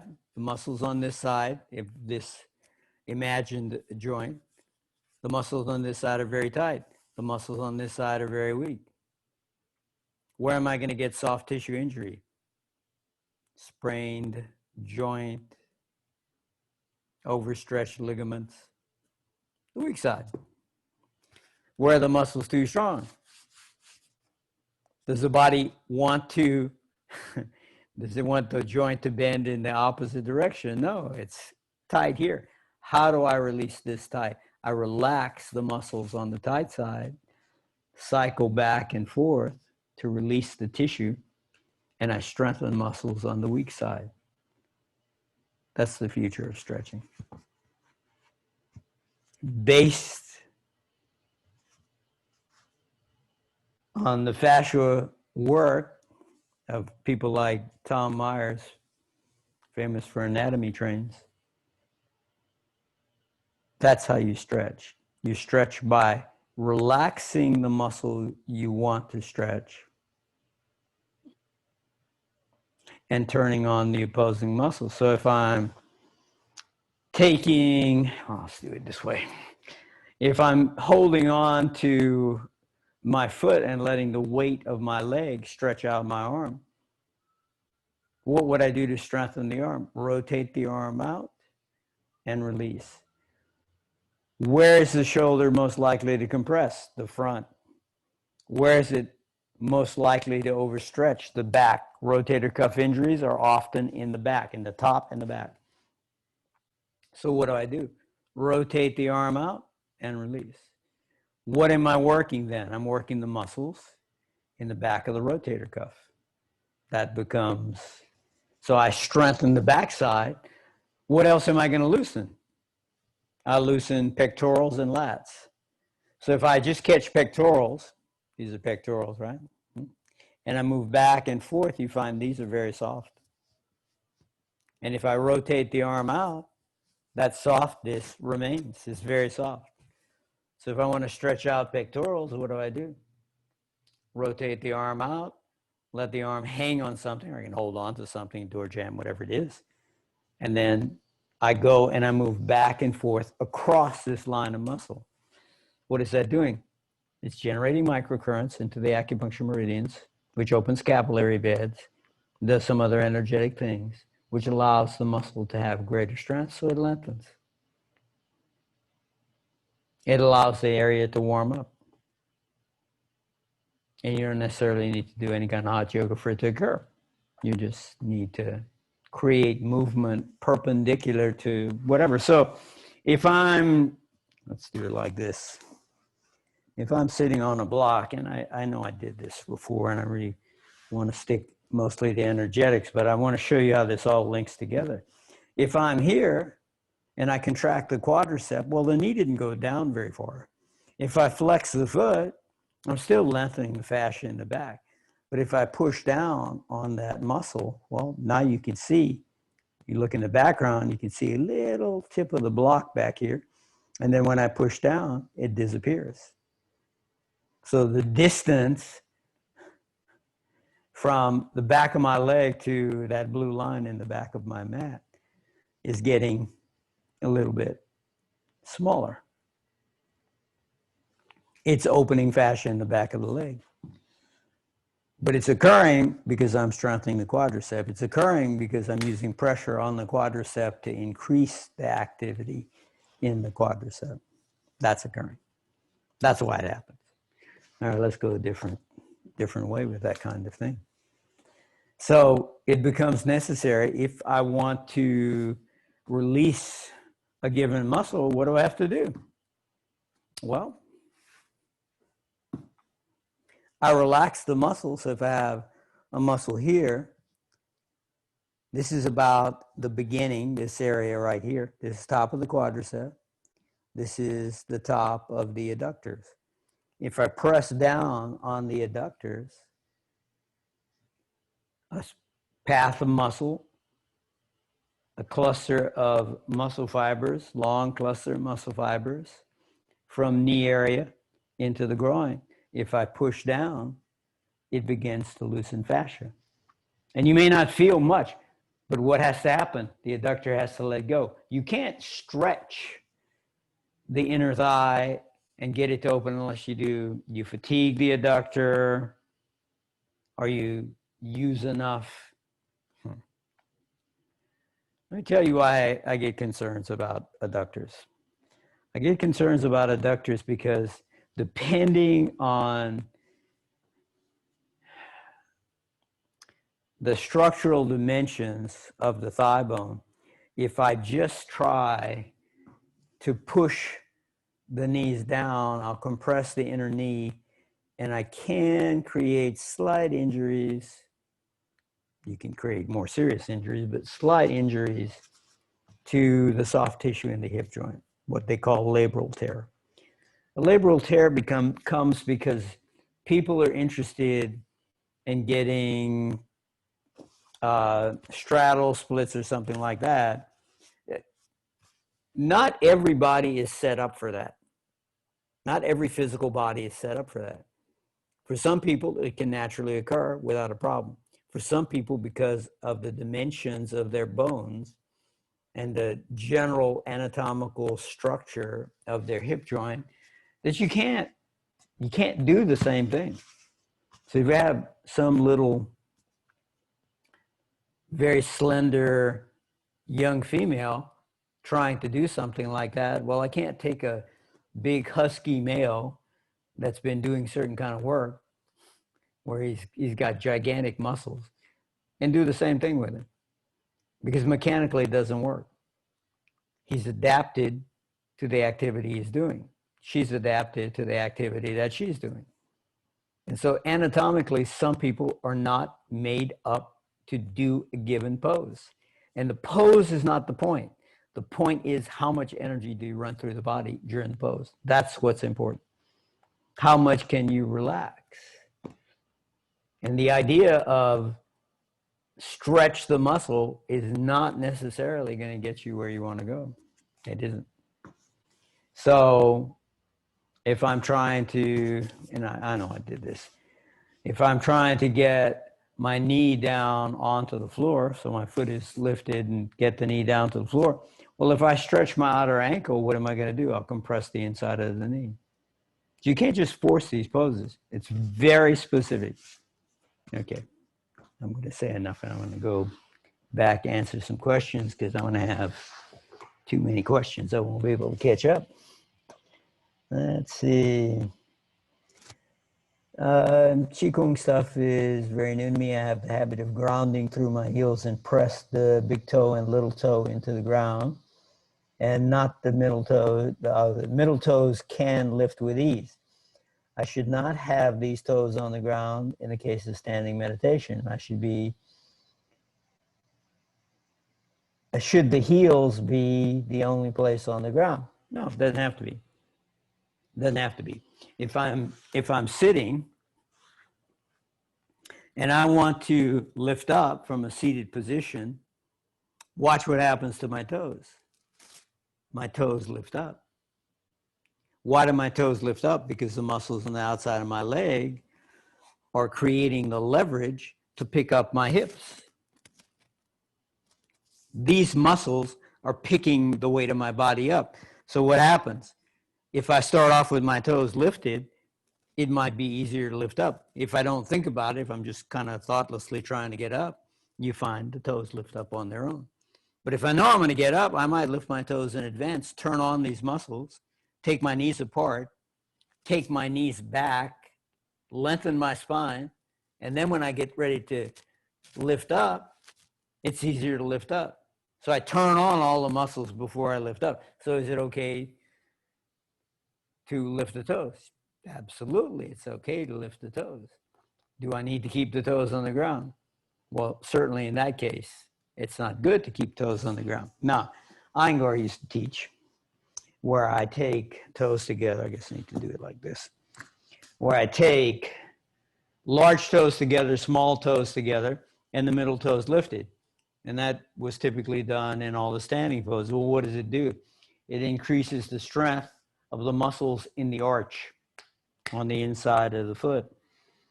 It tends to increase the stability from ball of the foot and small toe. So the heel, the ball of the foot, and the pad of the small toe create a triangle. And you're standing on that triangle, so it's very stable. And so when you're doing standing meditation, or not standing meditation, doing standing poses, Trikonasana, Parivrita, Parsvakonasana, whatever you're doing in the different poses, you can use this position of the foot. But when you're doing standing meditation, you can shift the weight slightly toward the heel. What did Iyengar say? Keep uniform pressure over the foot. Does that mean front to back or side to side? If I have a little more weight on the heel and I have more or less uniform pressure from inside to outside, why do I want uniform pressure from the inside of the foot to the outside of the foot? Because it protects my ankle and it protects my knee. If I overstretch, if I get too much weight on the outside of the foot, I will get compression on the inside of the knee. So it becomes important to keep the ball of the foot down. If I say move your heels apart and you're in this position and I say move heels apart and people let the ankles go out to the side, I will get compression on the inner knee and I'll weaken the outer ankle. So you want uniform pressure from the inside to the outside. Can I carry a little more weight on the heel? Absolutely, no question about it. Remember the story of the ballerina who was about to lose her position, and what happened? She said, what's a hint you can give me? I've got to go and do this. And, they're going to look at me one more time, and depending on how it goes, can you give me a hint? And I said, yeah, put 1 or 2% more weight on the back of your toe shoe while you're dancing. And she did it, and they made her a principal after that particular little trial where she was almost going to lose her. And what happens? As soon as the weight goes toward the back of the support point, the spine tends to lengthen. As soon as the weight goes to the front, and what happens when you go toward the front? You start collapsing the front line.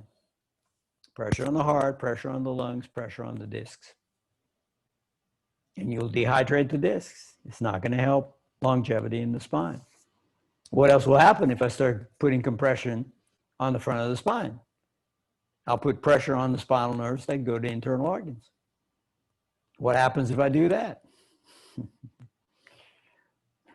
Well, when digestive function, all the organs of digestion and elimination start having pressure on them, then you start finding that that area is not as healthy as you want. What will the Himalayan master say? Longevity comes from the guts. What did one particular Chinese master tell me as such? He's like, well, okay, you've got good digestion. If your digestion stays very healthy, if your internal organs stay very healthy, and your digestion stays very healthy, you'll live forever. And the Himalayan masters came to the same conclusion. So is it important to do things like Agni Saradoti, exhale, move stomach in and out, or Uddiyana, or things like this? Yeah, absolutely. It improves health of internal organs. Is nutrition key? Yes, it is key. So what do you look? Look at intermittent fasting. Look at solar nutrition. Look at Ayurvedic medicine. Do some exploration, get a feel, get an understanding. I don't have enough time to go through all of that kind of stuff. I'll go through some of it. But I think I'll do that more next time. So let me finish answering these questions before I end up with too many questions to answer. Yeah, I got a lot of them. Carnivore nutrition, let's see, expanding, loving Qigong, moving meditation. Is there a direction or a first step you suggest to begin expanding so that the practice may grow? We'll try to achieve or reach something during horse stance. In horse stance, you're not doing anything. You're still, you're relaxed, you're not thinking, you're not listening to anything, you're not looking at anything. You just put yourself in the position, and what's going to happen if you do that? There will be emotional, shall we call it, debris that will come up, and you won't want to stay there. So you start off, try and do 10 minutes. No thinking, no movement, weight shifted slightly over the heels, heels pressing apart.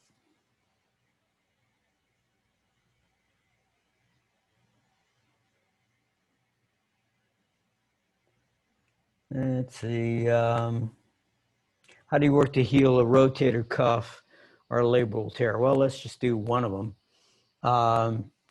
That's not so simple and can't be put in some very tiny form. What happens with a rotator cuff tear? It depends on where the tear is. Let's assume, just for ease, that it's across the back of the shoulder. So how do you know it's a rotator cuff tear? Well, you get compression in the front of the shoulder, and you find that there may be pain also in the back of the shoulder. So if I rotate the upper arm, I don't know if that's going to even show. So if the arm is rotated in and I rotate out, then the muscles in the back of the shoulder will turn on in the shoulder blade, like right here. Take your fingers, go over the top of your shoulder, and when you rotate that arm out, you feel these muscles in the back of the shoulder blade turn on. Now, well, that's infraspinatus and teres minor. Well, infraspinatus is the one that'll be more obvious. So when I get the back of the shoulder stronger, I'll decompress the front of the shoulder. So typically with a rotator cuff injury, you have to increase the strength in the external rotators in back of the shoulder, typically infraspinatus teres minor. I'm not going to keep going through that. How do you release fascia around the front of the knee from total knee surgery? Ooh, man. You guys are going to put me through my paces. Well, if I'm in this particular position and I want to release the fascia in the knee, it doesn't take a lot of hard work. I could take an arm, put it underneath that particular knee, take the hand, and just rotate the skin around. What did I say? If it's very tight across the front of the knee, where's it going to be weak? The back of the knee. So if I go to the back of the knee and I apply pressure in places that are a little sensitive, it may be gastroc, it may be peroneus, not peroneus, popliteus, which runs across the back of the knee. So when a knee bends, popliteus is active. You can look at Touch for Health and look up popliteus, and that'll show you some things about where popliteus runs, what meridian is associated with it, what nutrition might be associated with it. I'm going to just try and get through these things because there's a lot of them. What's the best pose to release SI? I have students can't feel hip stretch and double pigeon. They only feel hips stuck. Not, Sorry, I was typing something wrong. They just feel the hip joint is really stuck, so they couldn't really drop down. What stuck? If it's specifically SI joint, consider. Let's do it like this. Consider where my thumbs. Let's say my thumbs are where the sacroiliac joint is. Okay. And that the fingertips are the front of the pelvis. When I work internal rotation of the hips, that's glute medius, and to some extent adductors, although I don't usually want people to work adductors so much because usually they're too tight. So when the front of the pelvis rotates in, then I decompress sacroiliac joint. So if I want to decompress sacroiliac joint, here's what I would have to do. I'd have to take, let's say it's right sacroiliac joint. This is my left leg, this is my right leg. Okay. Left leg, right leg. So if I twist toward my right and I rotate the thighs in and press the thigh bones apart. Now look, I'm in cow head pose, right? Gomukhasana. Mouth of the cow. The toes are the ears of the cow. So that's why they call it cow head. So if I'm in this particular pose and I rotate my thighs in and press my thigh bones apart, glute medius becomes active. And so what does it do? It pulls the pelvic bones away from the sacrum. And then if I twist away from that side, what it will do is actually tuck tailbone under. So I'm not opposed to tucking tailbone under. You just do it under specific conditions. If the SI joint is jammed, you do it with the abdomen face down. So let me do it in the other direction. So if I have right side SI, this is my left leg, the leg that's closest to you is the left leg. Rotate the thighs in, press thigh bones apart, and then twist in that direction. What will it do? If there's a displacement, a subluxation on the right side SI joint, as I rotate thighs in, press thigh bones apart, what do? I move the ilium away from the sacrum. The hand that's down is the sacrum. The hand that's up is the ilium. So what happens when I tuck under and twist? If I tuck under and twist, I can get the joint out of place. So they can twist in one direction and it doesn't hurt, and then twist in the other direction, it doesn't move. So that means it has been subluxated. That means instead of the sacrum, that's the hand that's down, and the ilium, that's the hand that's up, instead of them being in one line, uniform pressure like that, what happens? they twist it in one direction, and when you tuck the tailbone under, what happens? It opens at the top of the sacrum to the ilium. Now the pelvis can, or the tailbone can tuck under, and now it'll get caught. So when people have that kind of problem, what do? You do cowhead pose. I'm not going to keep beating this to death. But as I'm in this particular position, what do? Let me try it. Rotate your thighs in, press your thigh bones apart. Let's do it a different way. What if I cross my legs, one knee over the other, and I rotate the thighs in and press thigh bones apart in a sitting position? You can feel the sit bones move apart. If the sit bones are moving apart, the ilium, the pelvic bones are moving away from the sacrum. It'll decompress the sacrum. What is necessary in females, there are only 2 ligaments tying the sacrum to the pelvis. In a male, there's 3. So usually males don't have this problem. And particularly if they're very strong, they won't have this problem. But if you're female, and particularly if you just had a baby and so on, there can be a lot of mobility there. And so now you have to be very careful to strengthen all the muscles running across the back of the pelvis.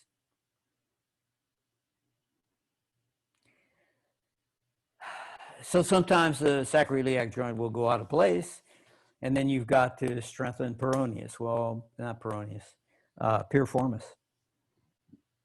So when you strengthen piriformis, what happens if piriformis runs from the sacrum to the outer hip?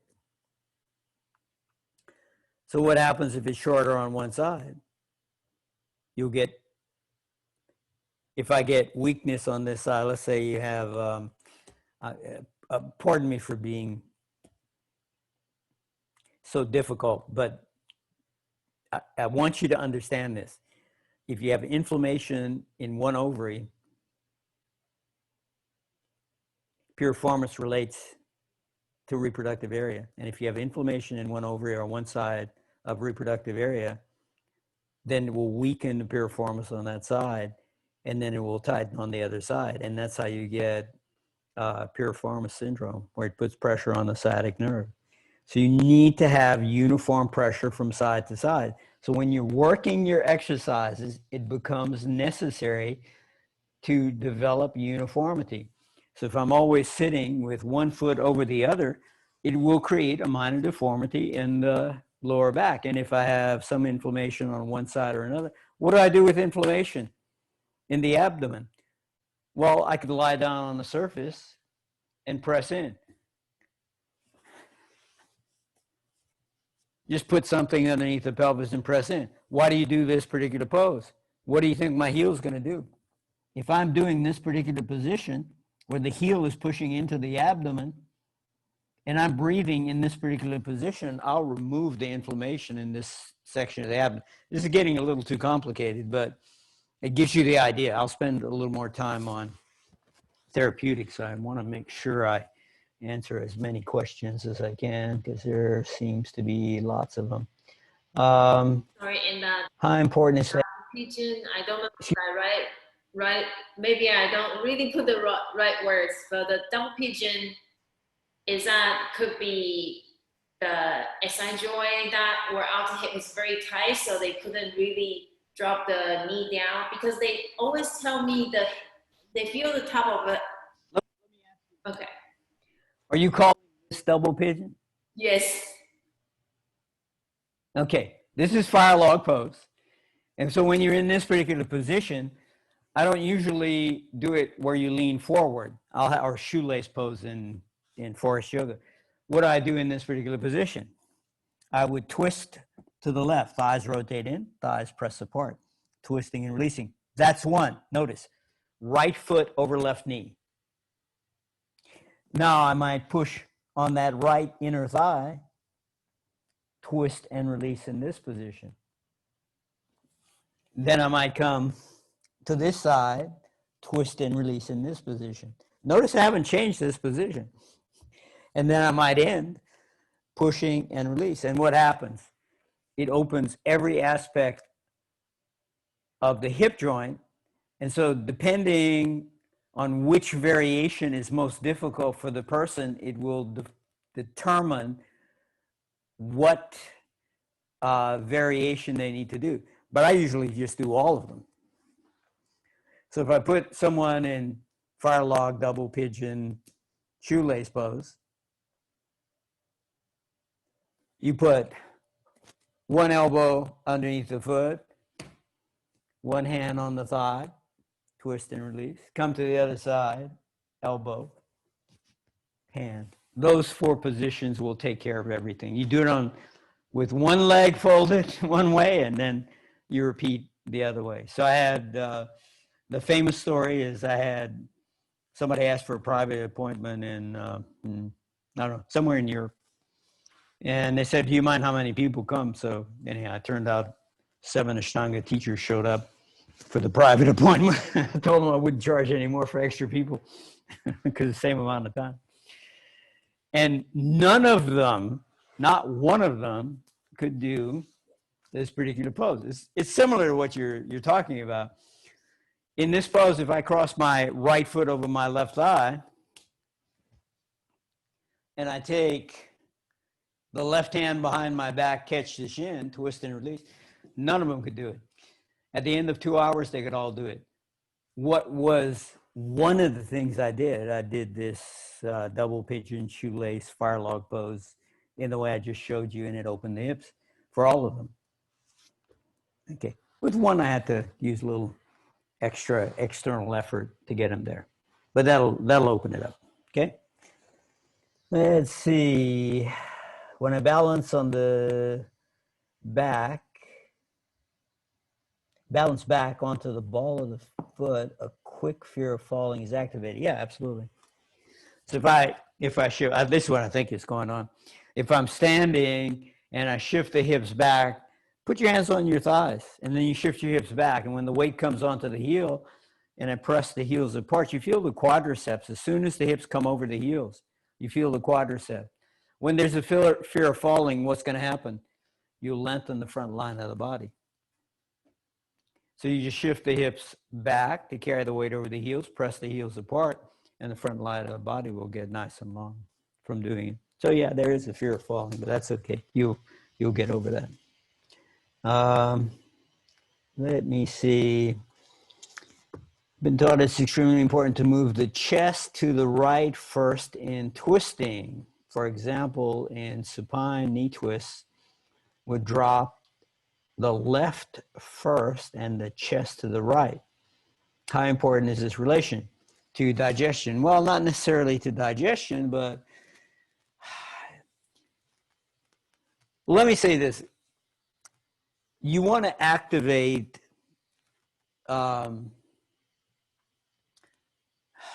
the left side. If someone has congestion in their heart, and this is where it came from, and I don't know if it was entirely interpreted correctly, but this is where it comes from.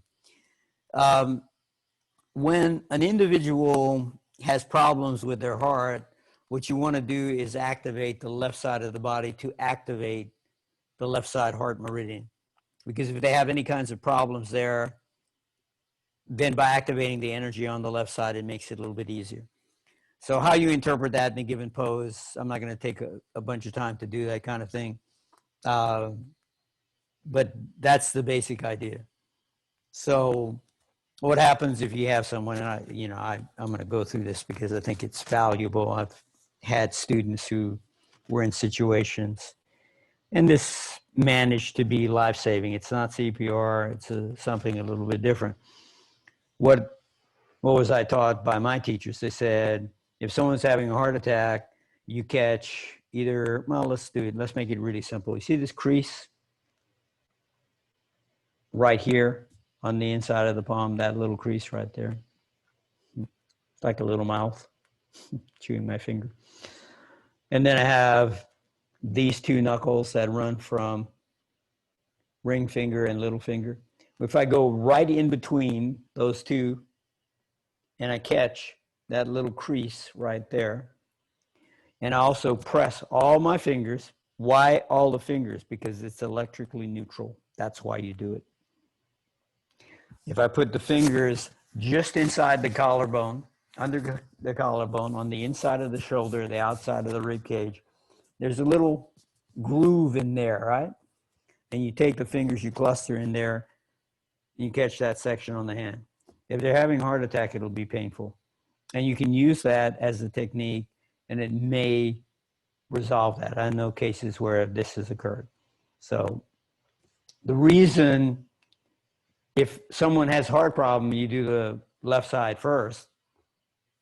And look, if they're having a serious problem, they're not going to be in your regular class, typically, hopefully. So if you're doing private appointments, you could do that. Do you need to worry about doing that? No, don't get too much into that. It's more important to look at all the anatomical alignments, because that's where the major problems tend to show up.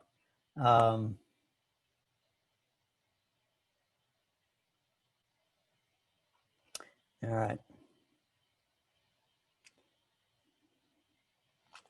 Been practicing for herniated disc healing, lying over blocks on my stomach, and just 10 minutes a day. My back pain is significant. Yep, cool. Very cool. So just to catch people up in case they didn't know, what do? You know that the vertebral discs are in the front of the spine, and the facet joints, the bony structures of the spine, are in the back of the spine. Let me see if I can do something here. Okay, come on. Let's see if I can get my applications. There we go. Okay. Give me a second. And I will show you something. Can I have screen sharing enabled for me for a moment? Is that possible? Yes, absolutely. 1 second. Okay. Thanks, Darla.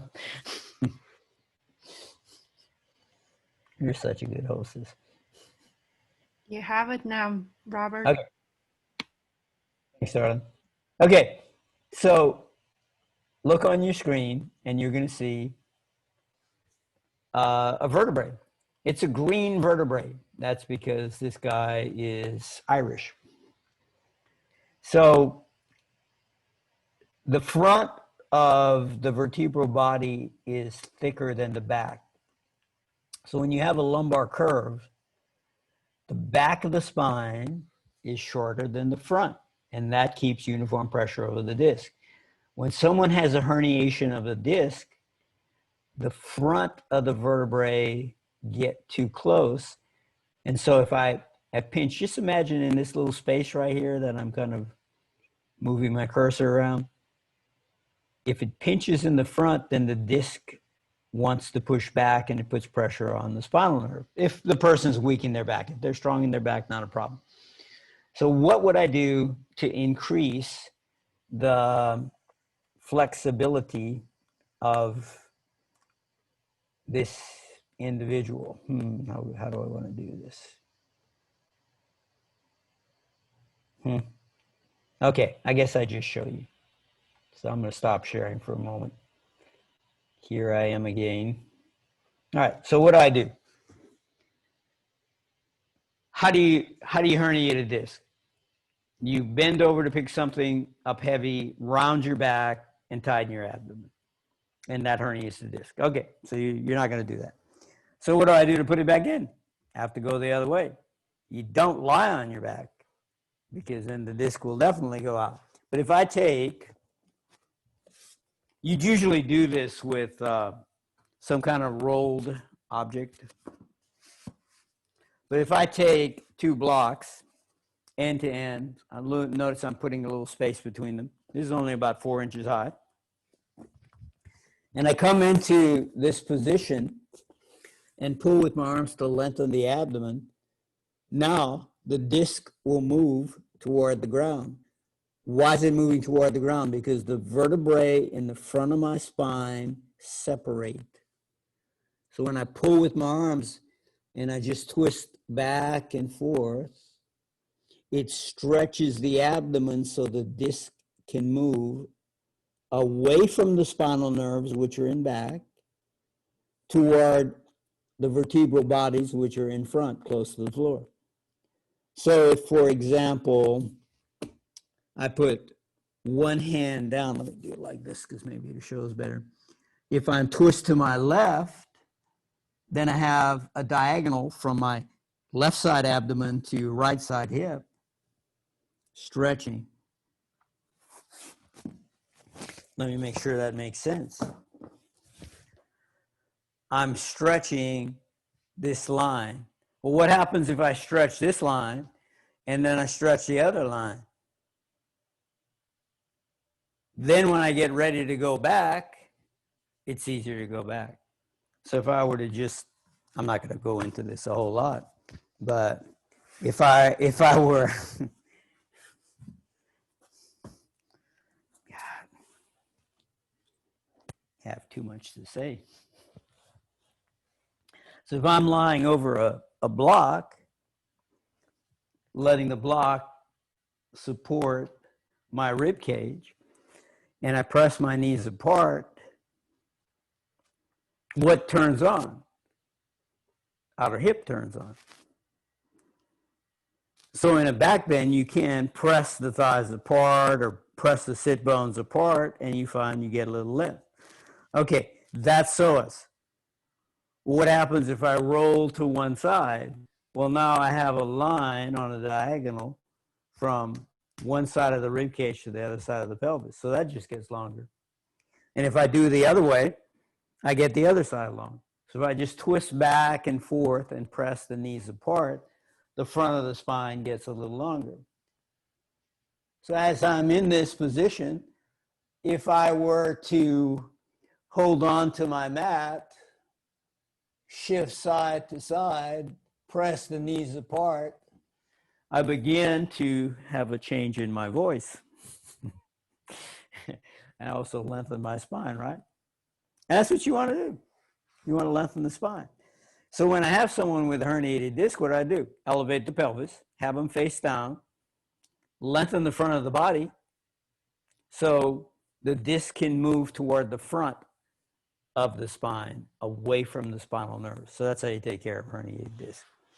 Okay, I'm talking too much, but I guess you knew I was going to do that, right? Let's see. Would the herniated disc healing practice also benefit someone with sciatica? There's several types of sciatica. Sciatica can come from herniated disc, but sciatica can also come from what's called piriformis syndrome. So you remember I said if you have a woman and she's got inflammation on one side of ovary reproductive area, that it can cause a weakening of piriformis on that side. So piriformis on that side lengthens, and on the other side it tightens, and then you get sciatica. But that's piriformis syndrome. It's not from a disc. It's from inflammation in the abdomen. So it would work if it was a herniated disc.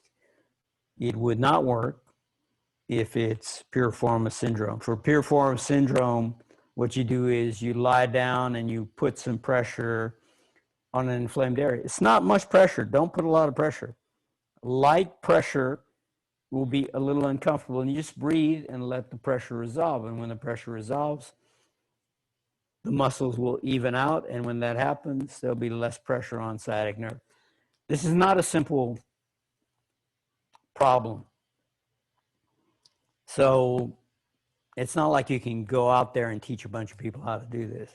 You kind of need a little help with some of this. But at least if you understand directionally how to go and what might happen, you might, over time, know exactly what to do. But this is a little bit, so like lying on a roll. Yeah, for herniated disc, you lie on a roll. All right, I've got about a half hour yet. let's see, what else do I want to do with this? There's a lot I would like to do. I always want to do more than I seem to have time for. So let me see what I'm going to do.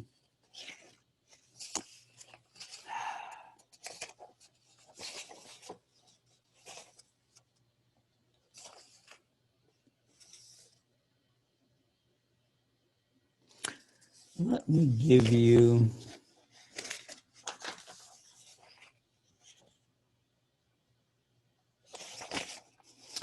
let me break out of this for a moment, and I'm going to talk about something to do with brain function, because it definitely has to do with energy. So what does it say in Bhagavad Gita? In Bhagavad Gita, they talk about desire. Now, look,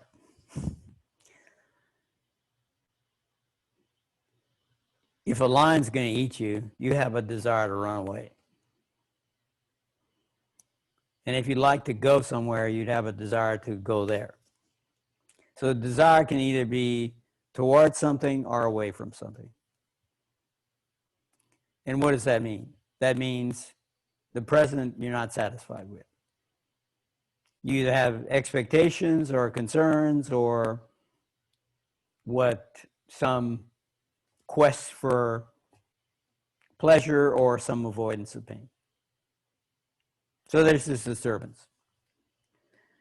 Now let's say someone can't get away from whatever it is they feel that's threatening them. Is it going to exhaust them? Yeah, it will. Let's say someone desires whatever they desire, and they don't get that. They're in some relationship, and the person that they want to have a relationship with becomes interested in someone else.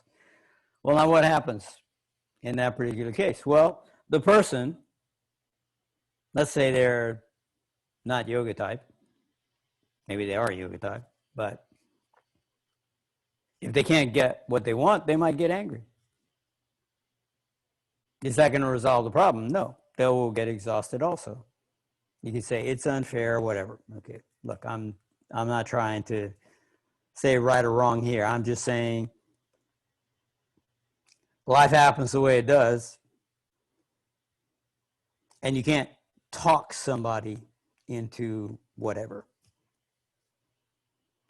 So when you have a desire, whatever the desire is, and the desire goes unfulfilled, and you get attached to and have expectations relating to the desire, it will upset you.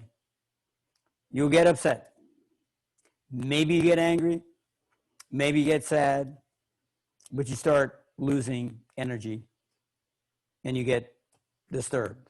What do we say? If emotionally you become disturbed, whatever the disturbance happens to be, what's it going to do? Raises more thoughts in the mind. If you have those thoughts going however they're going, whatever direction they're going, for some period of time, what'll happen? It'll begin changing the plasticity in the brain. Look at the work of Andrew Huberman. I'm going to put that down here because I think it's worth looking at. Andrew Huberman.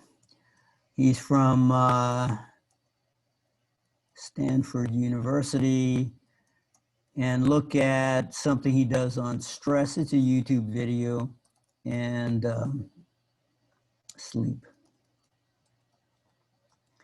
So that'll give you some perspective about that kind of thing.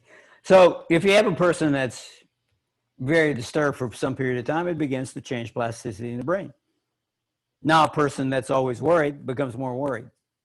And the more energy you put in a given direction, the more you become that way. So at some point, you have to stop this runaway train of the mind going in one direction. You have to stop it. And 20 minutes twice a day may not do it.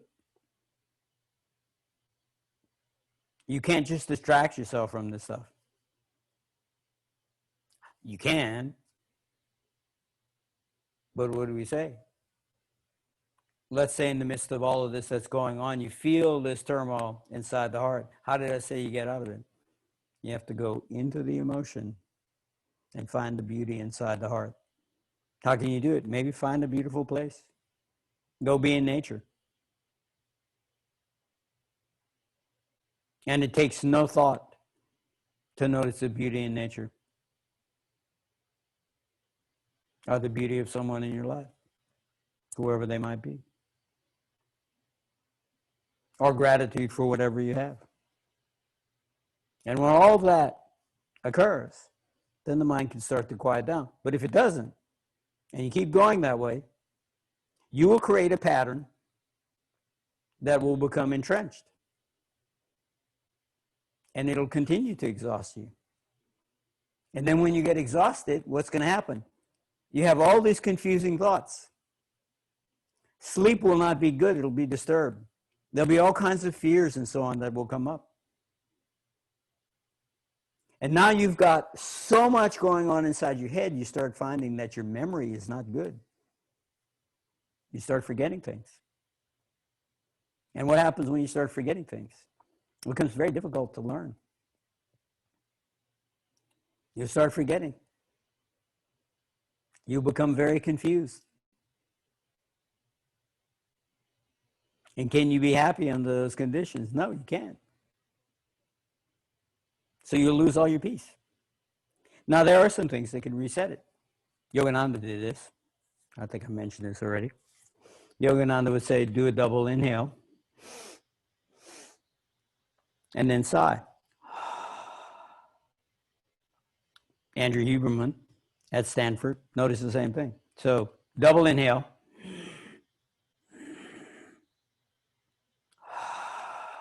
And it starts calming you down. So there are a number of things that will do that. Going for a walk where the eyes are moving side to side will be one way to calm yourself down. Riding a bike, running,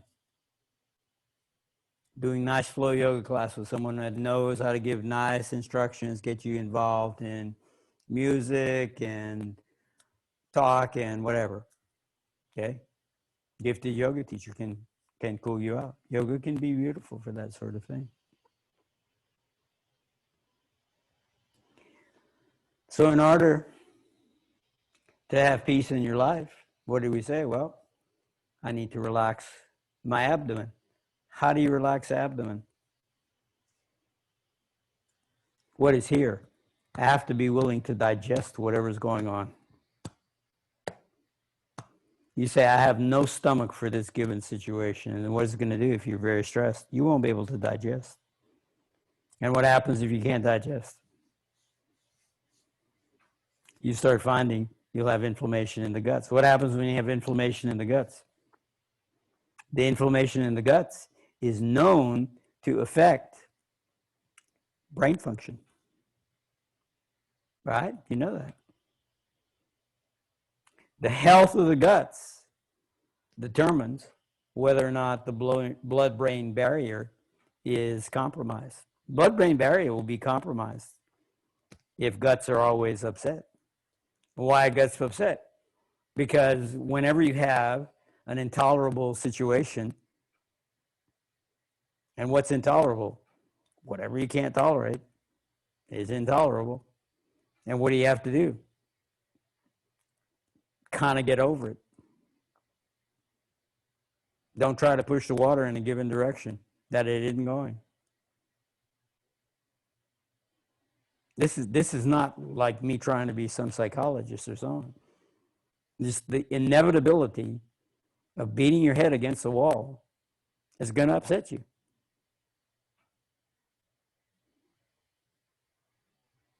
So whatever's going on in life, you have to accept it. And it's like, okay, it's raining. I was out with a friend one time. Had been out in the wild, went out with a friend, went to some park, and we were going to go for a hike. And what happened? It started raining. And it's like, it's raining. Should we go back? And it's like, no, we'll just get wet. Because by the time we get back, we'll be really wet, so we just didn't get wet. So we just walked in the rain and got soaking wet. And Gratefully, I'm not water soluble, so it was fine. Not a big problem, right? You just got wet. And everybody thinks you're crazy. Well, yeah, it's true. I'm crazy. I don't think the way most people think. Do I mind? No, it's fine. I'm wet, so now what? Is it Wim Hof technique? No, I wasn't in ice water. So it's still good, right?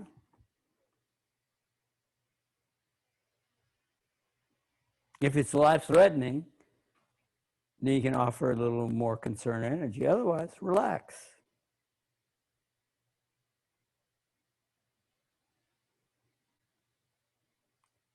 What are you grateful for? I can still see. I can still breathe. I can still move. Is life forever? It isn't.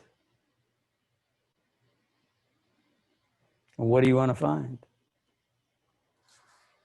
You want to find the peace that surpasses all understanding. How do you get there? Relax. Stay present. You say, it's hard. That's why you have a community. Gratefully, we have Zoom. I've not been able to travel. Am I concerned about traveling? Only because the political winds of change are such that if I go someplace, I may never be able to get out. Am I concerned about it?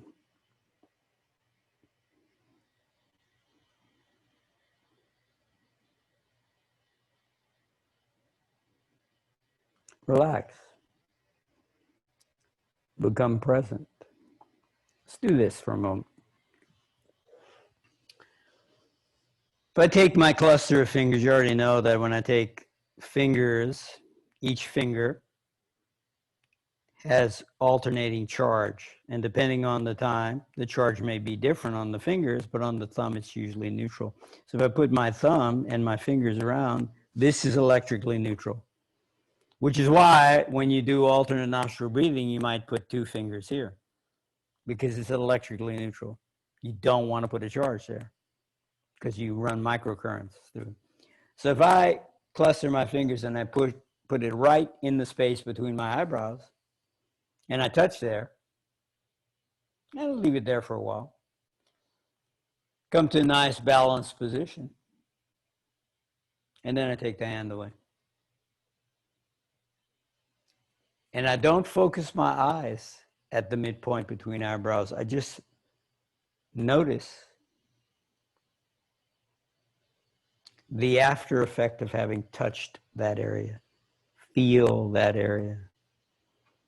And as you exhale, total focus midpoint between eyebrows.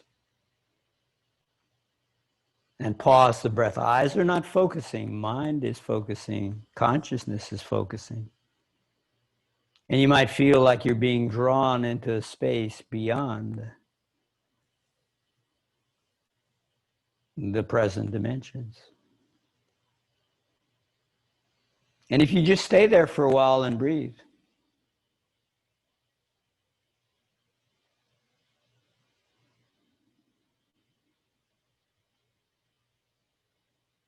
you might find sensation in that area will begin to increase, which is fine.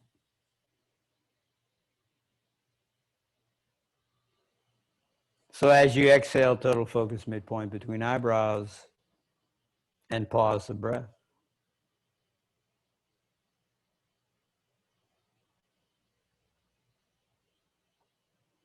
As you inhale, withdraw some of your attention, not all of your attention, some of your attention from midpoint between eyebrows. And globally feel the back of the skull in an area about the size of your hand.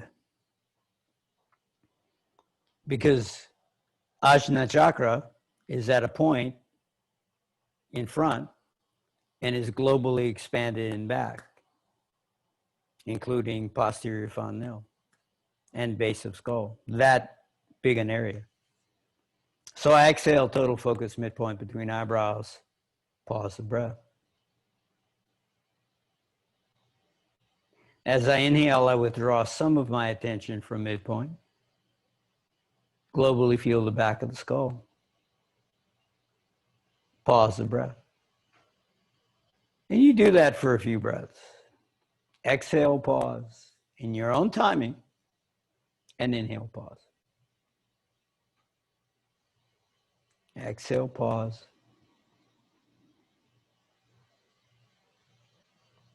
And inhale, pause. Head balanced precisely over the lower spine. Sit on a block if the knees are higher than pelvis.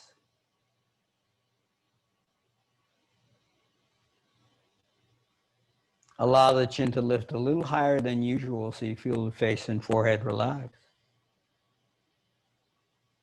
Exhale, pause. And inhale, pause.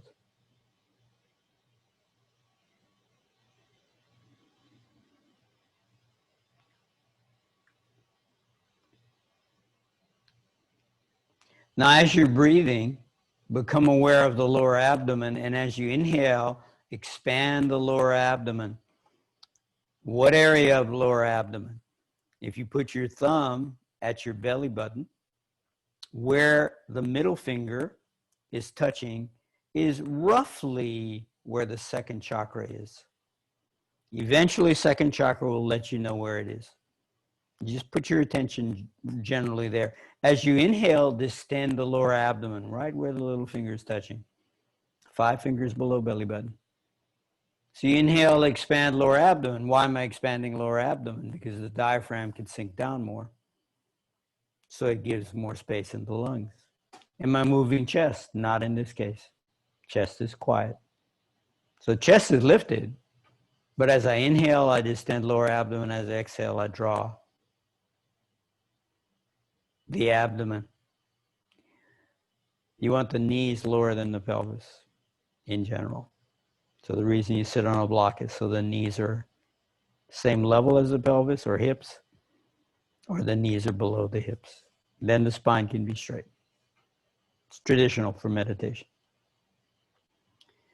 So inhale, distend lower abdomen, exhale, draw lower belly in toward the spine. So just at the second chakra, you inhale and exhale from there. Chest is quiet. Why? There's emotion there. Keep your attention down lower. Don't become so involved in the feeling around the heart space initially. So if I breathe like that, you will notice as you inhale, you can feel a cool sensation coming up in through the nose. And if I were to follow the projected path of that cool feeling in the nose, it might lead to the top of the skull, slightly forward of center, anterior fontanelle, soft spot on baby. So we started off, exhale, total focus, midpoint between eyebrows. Inhaling, withdrawing the attention slightly from midpoint, feeling the back of the skull. Exhale, pause, inhale, pause. And now we've changed. Now we're going to inhale through the nose, take the attention to anterior fontanelle, slightly forward of center on top of skull.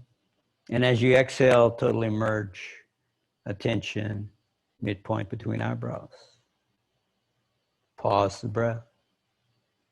Inhale, withdrawing some of your attention from midpoint to top of skull.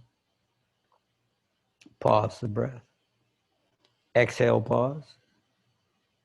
And inhale, pause. Now, if you're breathing only from your abdomen, the lower abdomen is moving. Inhaling, distending at second chakra, 5 fingers below belly button. As you exhale, drawing lower abdomen in, about bladder area, 5 fingers below belly button. And even though the breathing is coming from that lower section, chest very quiet, you can notice that as you inhale and exhale, even if the chest is very quiet, that there's a slight sensation in the chest area, sternum, You can certainly feel the air moving in. There is sensation. And so you allow your attention to move into the chest space. Heart chakra is right below the third rib, roughly. About midway down the sternum. There is an area in the heart space that's very sensitive. That's where heart chakra is. It'll tell you where it is. It will speak to you. And if you let your heart call to you, and you let your attention move into the heart space, it's the sweetest space. You want to be there. You want to feel the beauty that's there. You go into your heart space. You want to make sure that's where it is. Think of someone you dearly love, and the heart chakra will light up. It will. Now, as you inhale, imagine that beautiful feeling in the heart is expanding to the head, to the arms and legs. A beautiful sphere of love expanding out to the outer body. Maybe even a little bit beyond, into the personal energetic space around you. Inhaling, expanding. Exhaling, taking all your attention, all of your energy back into the sky of the heart. Inhaling, expanding. Exhaling. Relaxing back into the heart space.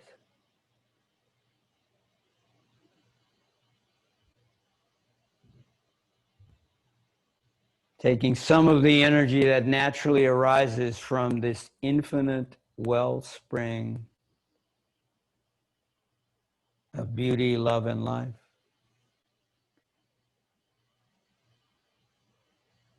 That arises from your heart space.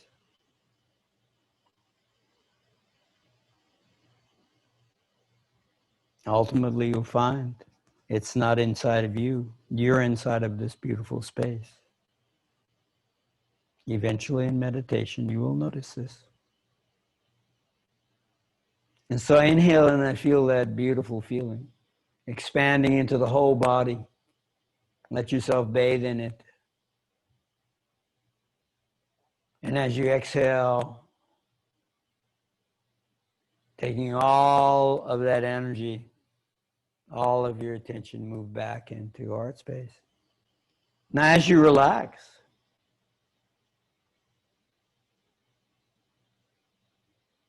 the breathing might become quieter, not so expansive.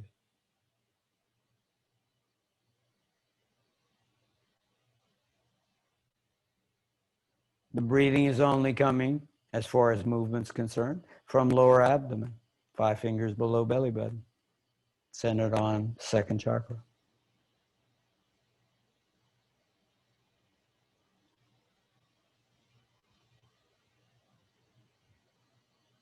And at a certain point, you might even only feel the energy. It happens as you advance.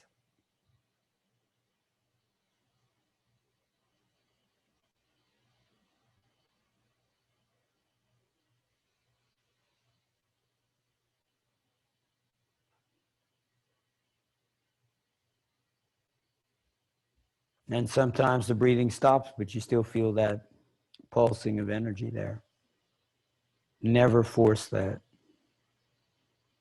It'll happen on its own. When it does, you won't be impressed with it. Eventually, it's very quiet.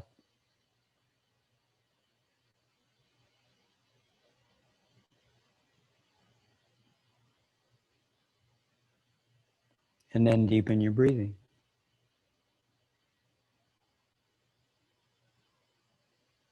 Inhaling, expanding, letting that energy expand out to the outer body. Exhaling, allowing all that energy to be drawn back into your heart space. Inhale, expand. Exhaling, returning into the core of the heart.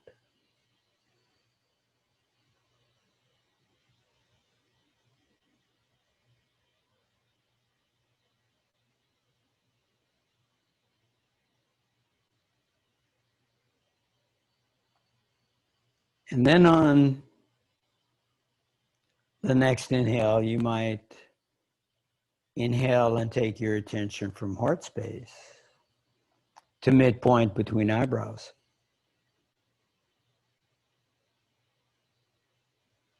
And then as you exhale, move back into heart space.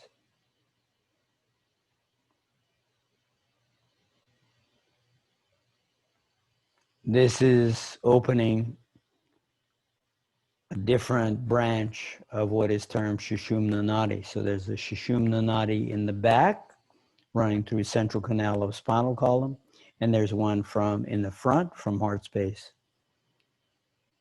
back up to second chakra. So there's two of them. This is one of them. That's discussed in Himalayan yoga. And then at some point, you hold your attention at midpoint between eyebrows as you exhale. Hold your attention at midpoint between eyebrows as you inhale. And you might feel a building of vitality at the midpoint between eyebrows.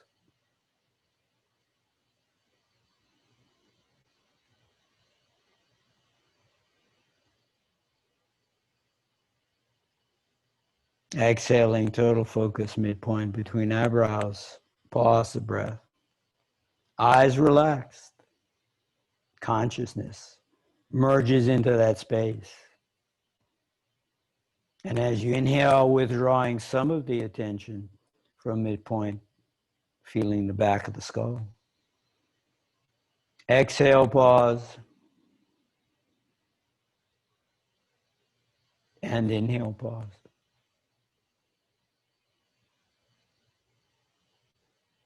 Exhale, pause.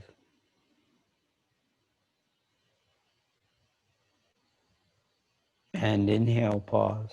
Feeling the back of the skull.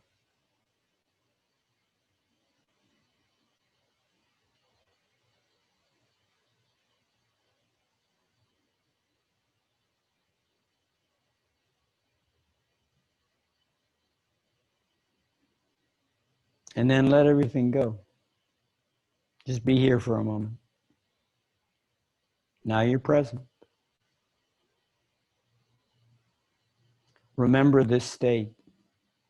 You can walk through life, talk to people, solve problems, learn things without leaving this place. And as you get better and your trust deepens for the gift of life you've been given, you find you can do it effortlessly. And there'll be moments where you might slip out of it and you're troubled by whatever is going on. Or things might come up that disturb you in some way, from inside of you or from outside, or in reaction to whatever is outside. And at a certain point, you realize that if I can just find the beauty in the moment, that the solution will find me. Don't press for solutions. And when you feel some pains coming up, they need to be washed away. The old wounds need to open so they can be cleaned and so you can heal. Be kind to yourself.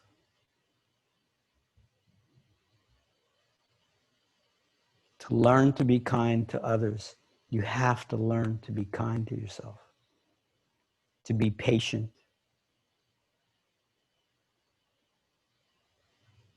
Know that you are pure consciousness.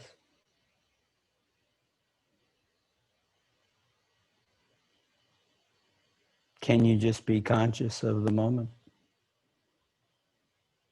Enjoy the play that's there. See what the outcome will be as it's presented before your eyes. Don't miss the beauty of the people around you.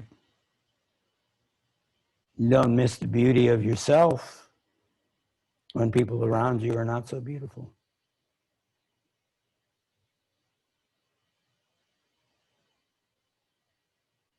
Beauty does not need to be comprehended. It simply is. It's recognized. It's evident.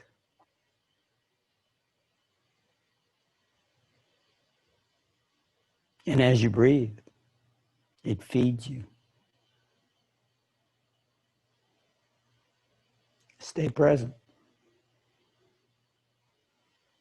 The great sage Prem Rawat, he didn't actually do this, but I'll tell you what he said. If I were to touch my head and I say, in the ocean of questions, there are no answers. So all the questions arise in the head. All the commentary is in the head. And then touching the heart, in the ocean of answers, there are no questions. So how do you reach deep state of meditation? Reside in the ocean of answers. How do you make that strong, as Anna would say? When the heart is open, the arms become strong. And if fearlessly you develop the strength in your arms, the heart will open.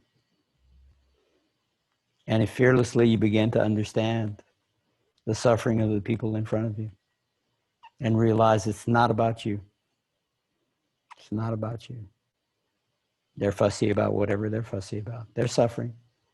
If you're a parent and you've had children that have gone through whatever they've gone through, no matter how they're suffering, you just love them.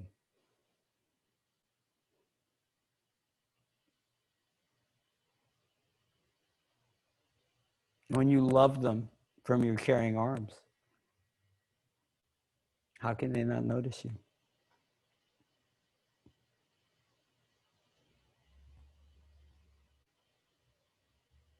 Relax. Everything's fine.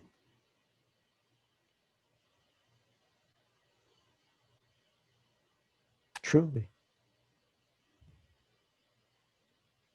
Return again and again to your heart. Return again.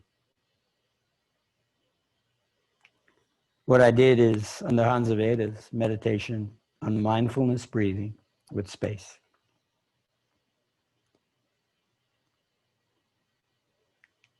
And I started at about 21 minutes or so. So if you wanted to look at it, you can. It's an hour meditation. Do you need to do that? No, start at 21 minutes. Do 10 minutes. Do 15 minutes. Do whatever your heart will allow you to do. But do something. Put your attention somewhere.